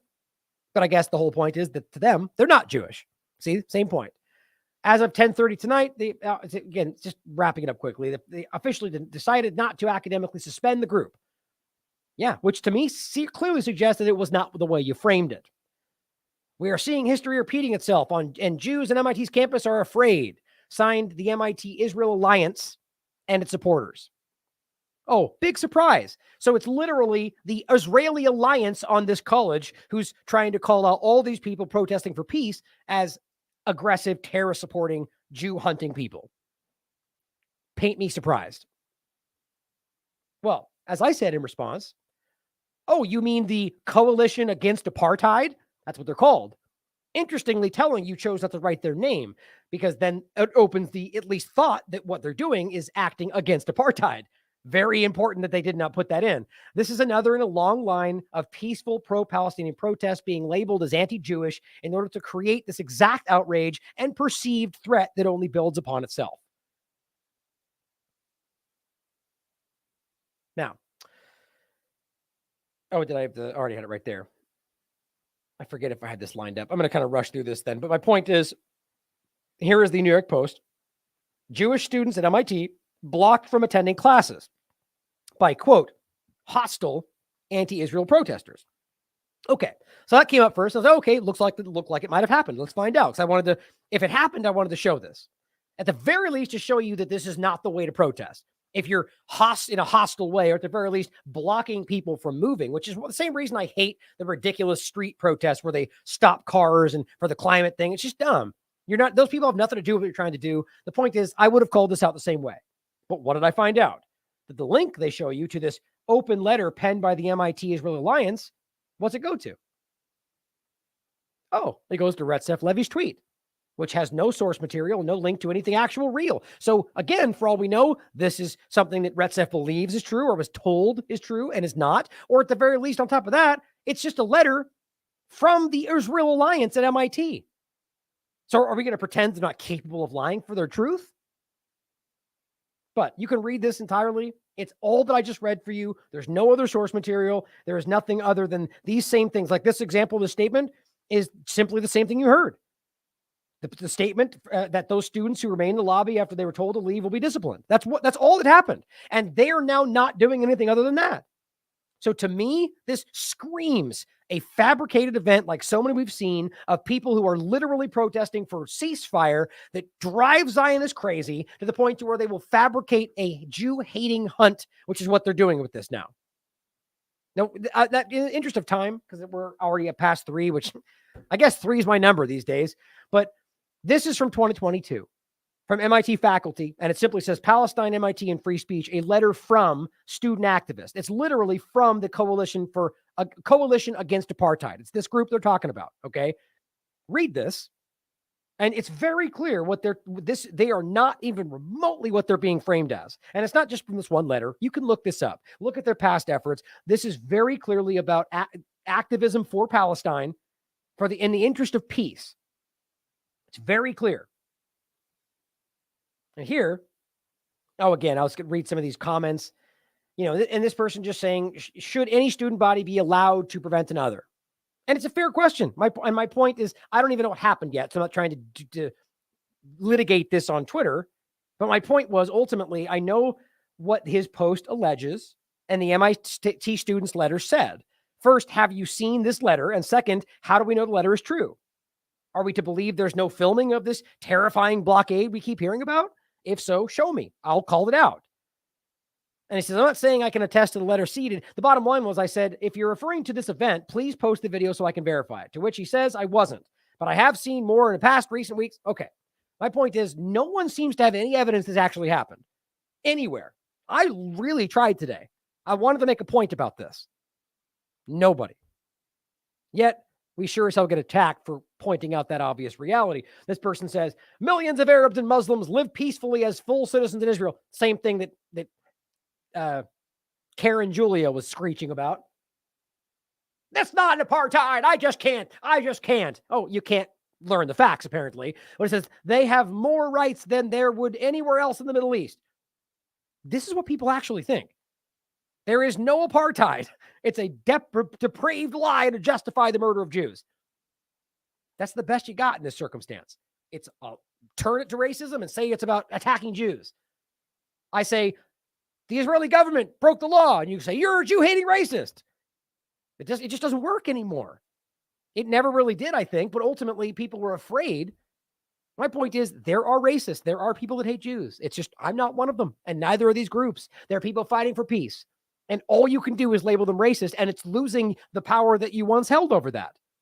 Just like this whole entire conversation has woken people up to what Zionists truly are. Not Jews, not Judaism in general, but the Zionist manipulation of it. I just posted this tweet, actually, which talks about apartheid deniers, and it's crazy. But lastly, one of the people that I don't think Retzef realizes in support of this kind of what he's, the topics he's covering on this. I simply said, again, you mean the Coalition Against Apartheid? It's pretty interesting that you framed it that way. And this person said, you're not American. So that's something that takes a bit more than a U.S. passport, little Habibi. It's just crazy, man. Habibi meaning, which is funny, actually means, I think, the loved one, but it's an Arab word. It's an Arabic word, and it's meant to imply that I'm not an American, right? That I just have a passport. So I'm an Arabic person, apparently. And it just shows you the disgusting racism. I said, you people are just disgusting. Your unbridled racism and open bigotry is changing minds and opening eyes every moment to what Zionism truly is. So please keep revealing what you are. And I was born in California, you infant. It's mind-blowing. I hope we can see the kind of people that are leaning into this stuff. And here's the most important one. Same point I said about the coalition against apartheid. This person said, and my point was the last sentence I said there was, it's another long line of peaceful protest, in my opinion, being labeled as anti-Jewish in order to create the exact outrage and perceived threat. Right? I don't think he even understood the way that was fitting the sentence, because perceived threat, I think, is what he's operating off of there. And he says, I agree, even though that would mean he doesn't have to make logical sense because these people are dumb. My point is, I guess thought I was implying the perceived threat, as in the perceived threat was toward the pro-Palestinian people. I shouldn't even need to explain that. The point was these people are dumb. But anyway, the point was, he says after that, I agree. I think it's getting near time we start reading the obituaries of some of these racist, pedophile, cuss word, Hamas sympathizers. I stand with Israel. So here is an Israel supporter, a Zionist supporter, openly calling for the death of people fighting for Palestine. I would love to see an example of Palestinian supporters calling for the death of Israelis. I know they exist. I just tell you frankly, I don't see it right now. Everywhere you look, you're getting the conflation of anything Palestinian with anything terrorist. And that every one of them are animals, shouldn't be left alive. And I am just not seeing that on the other side of the conversation. Now, people can pull up videos of old things, and they exist. I'm not claiming hatred's not out there. You show me where this is coming up the same way it is on this side of the conversation in current dialogue, and I'll talk about it. It's pretty obvious to me that this is just the overflowing hatred coming out in real time. Again, like I said, showing you what these people really are, the Zionist agenda. I mean, this is on Twitter. They don't care about that, apparently. Openly calling for the death of people supporting Palestine. I guess that's the acceptable hatred today. Well, here is another crackdown on another one of these protests. Just simply protesting Israel's bombing of Gaza. As students and other activists were leaving a peaceful protest, the police chased them down, violently tackled them to arrest them.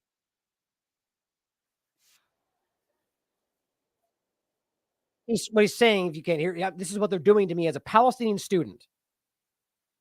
It's pro-Palestine has been illegalized in many of these locations.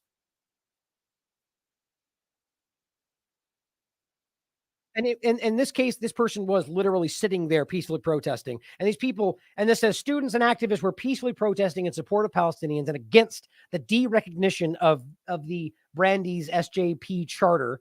And it says Muslims for Justice account, which is a Muslim Justice League, say 7 people, including students and a legal observer, were arrested. All this is being weaponized. Lord Bebo points out a school in Orange County, California, suspends a 13-year-old child for 3 days for saying free Palestine in response to a classmate who called him a terrorist. It's just like with the COVID-19 thing. See, my opinion, most of these mainstream teachers are more uninformed than just about anybody else. They're just straight up propaganda line towers. So, right now, just like with the COVID conversation, you say free Palestine, arrested, suspended. Just like anything else we've seen, or the trans conversation, right? You can't say, it's every one of these conversations. It gets so, what's the right word for it? Hyperbolic. Nothing means anything. Everything means nothing. It's just whatever the narrative is. How in the world is free Palestine after you're called a terrorist? And how do you end up getting suspended for that? Well, because people are being overwhelmingly propagandized right now. We can always see it because you get actions like this. And then Nario Nafal says a customer at a California store is furious to see an employee with a Palestinian flag. What I love is how here's the lessons he takes from this video. The beheaded babies debate continues to be one of the most divisive aspects of this war. See, these people are not journalists, guys. No bias, no echo chambers. These are just mainstream media light. How can we even pretend this conversation has not already been thoroughly even the IDF came out and said they're not going to talk about it, that they won't even investigate because that'll somehow be insulting. even though they already walked it back. Every media outlet walked it back. CNN even apologized twice. And per Haaretz's own data, the youngest is 4 years old. But we're going to still pretend like we're debating this. These people are manipulating you. And this person, 1 million followers. He says then what Hamas did on October 7th is one of the worst things to happen to both Israelis and Palestinians. I don't even know how you can say that. You mean aside from the 75 years of brutal occupation, theft, rape, murder, mass genocide, you realize 750,000 Palestinians were displaced when this first happened. Thousands of deaths. But we're going to pretend like just that day was worse than anything ever? Why? Because somebody told him that. If their goal was to advance the Palestinian cause, they failed miserably. They really didn't, bud. You just shockingly don't understand the story. Now, had the fact of the ongoing genocide is no one's fault but Israel's disdain for everybody Palestinian. To continue to say that they knew what would happen, all that does is expose that you guys know what kind of genocidal entity Israel's government truly is. What they did right now, and truly, despite the genocide, they've never had this much influence and awareness of their cause. So quite frankly, you're diametrically opposite of the reality. But then he says, war begets pain, pain begets anger, blah, blah, blah, blah, blah. I don't even know what that's supposed to mean at the end. I've always said violence begets violence. The point is that, if we continue in the act of violence, it will only grow more violence. But I quite frankly don't believe even what you're saying that doesn't even line up with what you said before. But anyway, his propaganda aside, let's watch the actual video, and then we can also realize it's ridiculous he would even act like this is some kind of middle-of-the-road conversation. What you're about to see is a belligerent person in an Apple store losing his mind because this girl has a little banner on her flag, on her leg that says Palestine. That's it. Palestine. My point, that they apparently can't discern the difference between terrorism and Palestine, or they don't care. Okay, Apple Store of Irvine, and you have a terrorist over here that's supporting fucking Palestine. Right here. Okay, you enjoy? Hi. Yes, where is the manager, please? I'm one of the managers. Oh, so why she's wearing this flag? What was that? Why she's wearing this flag? Yeah. You know what he's advising? He's advising beheading babies. Beheading babies. You see my point? Because apparently it's our fault. It's a debate that's ongoing. Palestine. It's not Hamas. Nobody anywhere is claiming Palestinians at large beheaded babies. Quite frankly, the lie has already been debunked. But my point is these people are so ignorant and so full of hate that they're calling anything Palestinian terrorist because that's what they've always been saying. Remember, in the very beginning, there's no Palestine. They're all terrorists, right, Laura Loomer? So now they're just reverted back to that same ignorant statement. And plenty of belligerent people are allowed it to continue. You know what they did? You know what they did?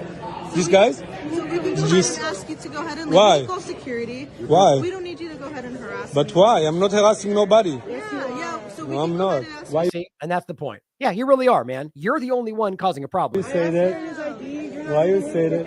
Yes. So how can we help you outside of this? Yeah. This is my ID. Are you picking up something today? I'm pick up, and this is my credit card. And I'm asking you very gently, why did you let her wear this flag? Is she supporting Hamas? No. She's not supporting Hamas. So why is she putting this flag? Because Hamas control this place. No, they don't, and that's dumb, right? This is a guy watching CNN, Fox News, or working for Israel, because that's just stupid.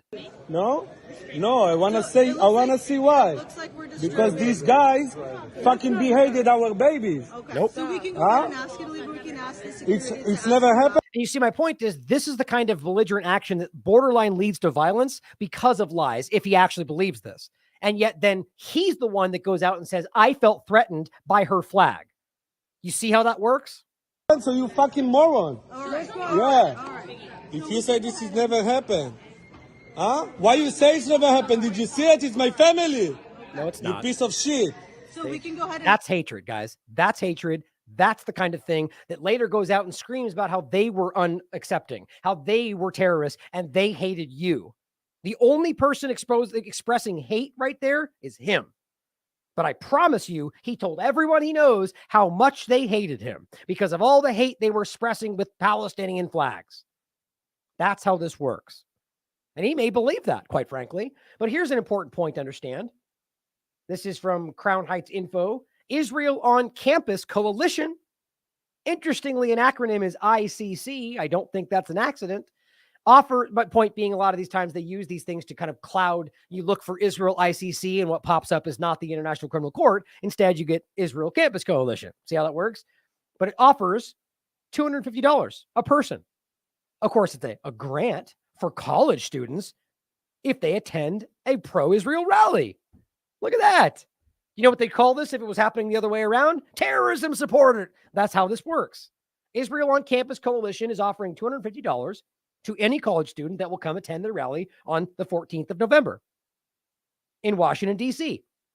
They're literally paying people to support their agenda because I think they very clearly see that the vast majority of people do not. That's crazy to me. And yet we're over here criticizing people that are actually just protesting for peace, and they're paying people to come out in support of suppressing people's rights, of genocide. Because that's what's happening right now. I'm not saying only every Israeli. I'm saying the Israeli government is openly, under every metric that ever made any sense, committing genocide, and they're paying people to come out and support them.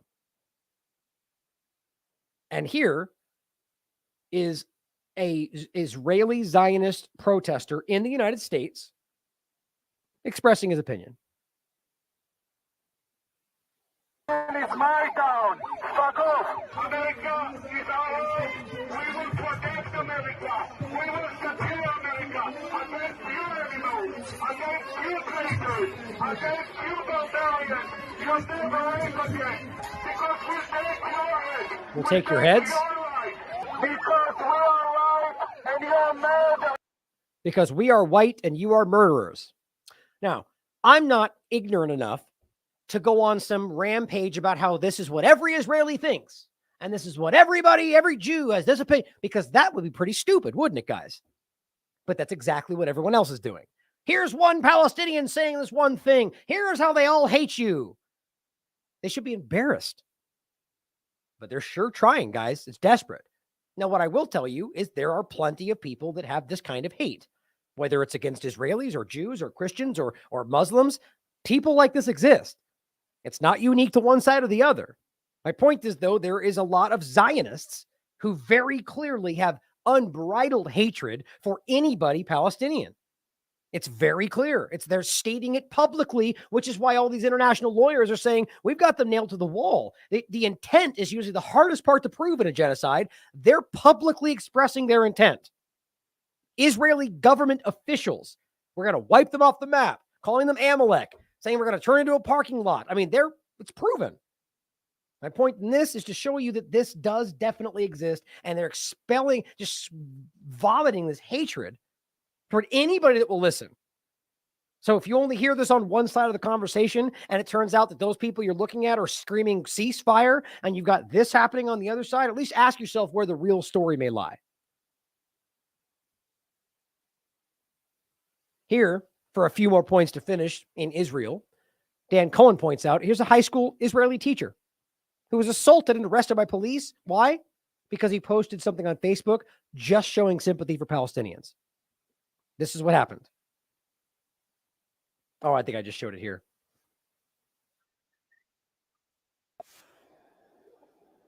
Oh, you're filming, are you? Only democracy in the Middle East.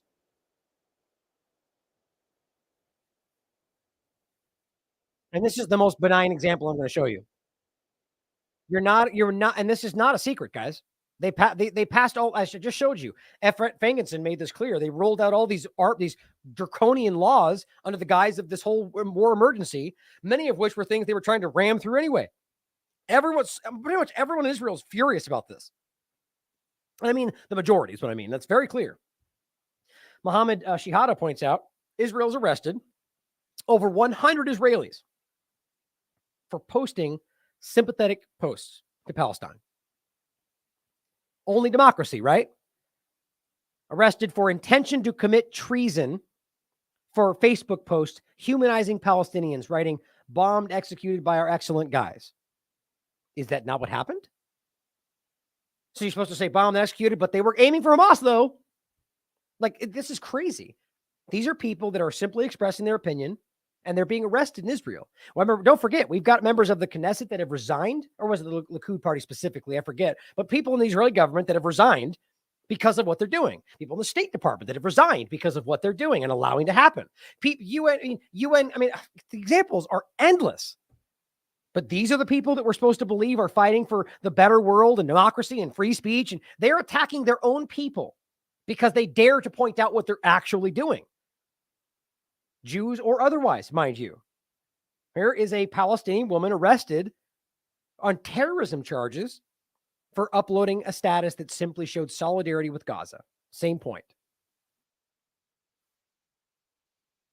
And they're looking at it right there.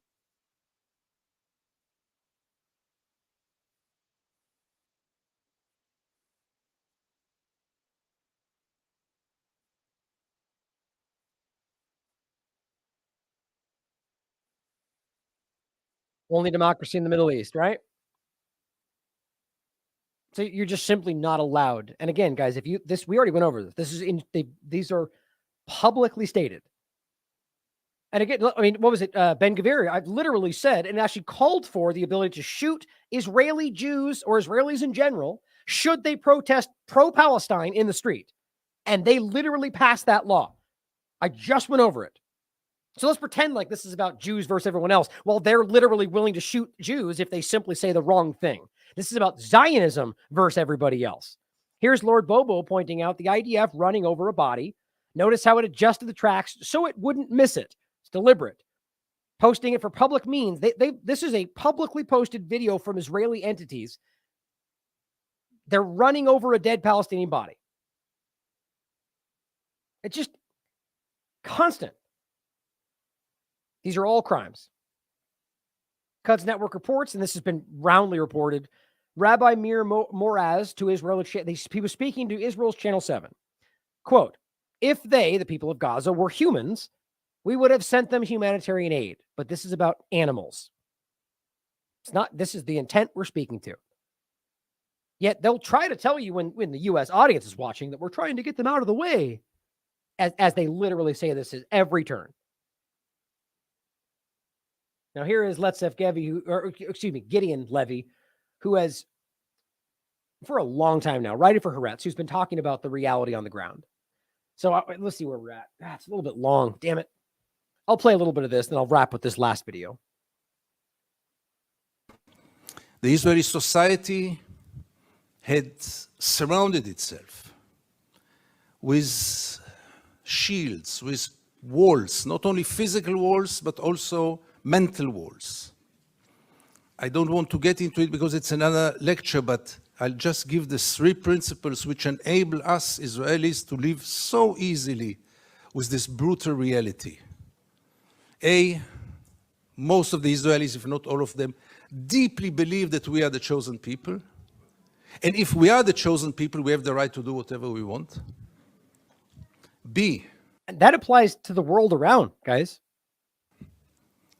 There were more brutal occupations in history. There were even longer occupations in history, even though the Israeli occupation gets to quite a nice record.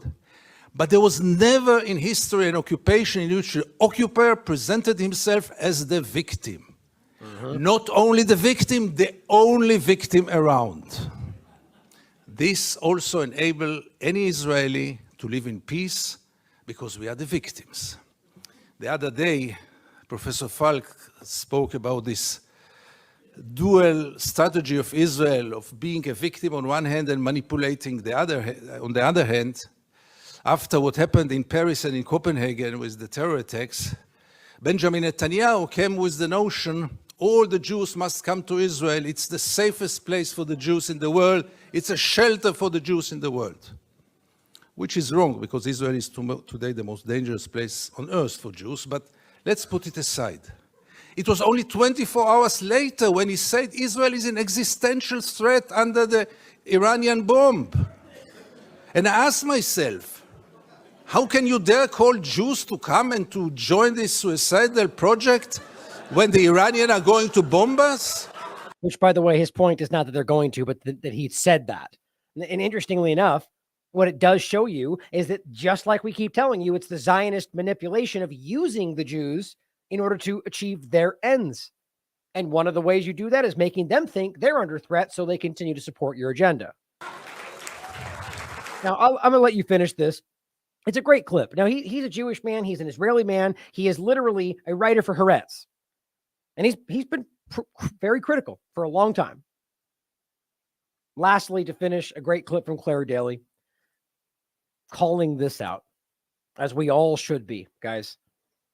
You know, there's just so much to go over. It's so obvious what's happening. I just want people to stand back and recognize, just like with the COVID conversation, that I really believe that you're on the side. If you're simply willing to engage and acknowledge what's actually happening, you're on the side of the majority. There's enough people around the world. And the point I keep making, that it's obvious to me that the average person, the majority, the middle body of people, they're the ones that are standing back kind of going like, well, I'm not sure. I don't know the history here. And they look and they see Netanyahu screaming that it's only about them. They're all attacking the Jews. And you've got the U.S. government, the Western governments, all saying the same thing.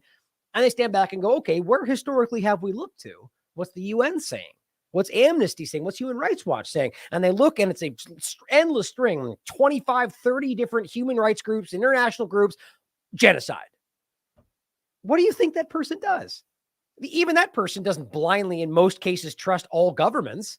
So they're going, hold on a minute, there's something wrong here. And I think that most everybody sees it. Even they're beginning to say that, but they're framing it as the Muslim propaganda campaign has won and we need to fight back. The point is, they're very aware that most people see them for what they are right now, and they're desperate to try to revamp that.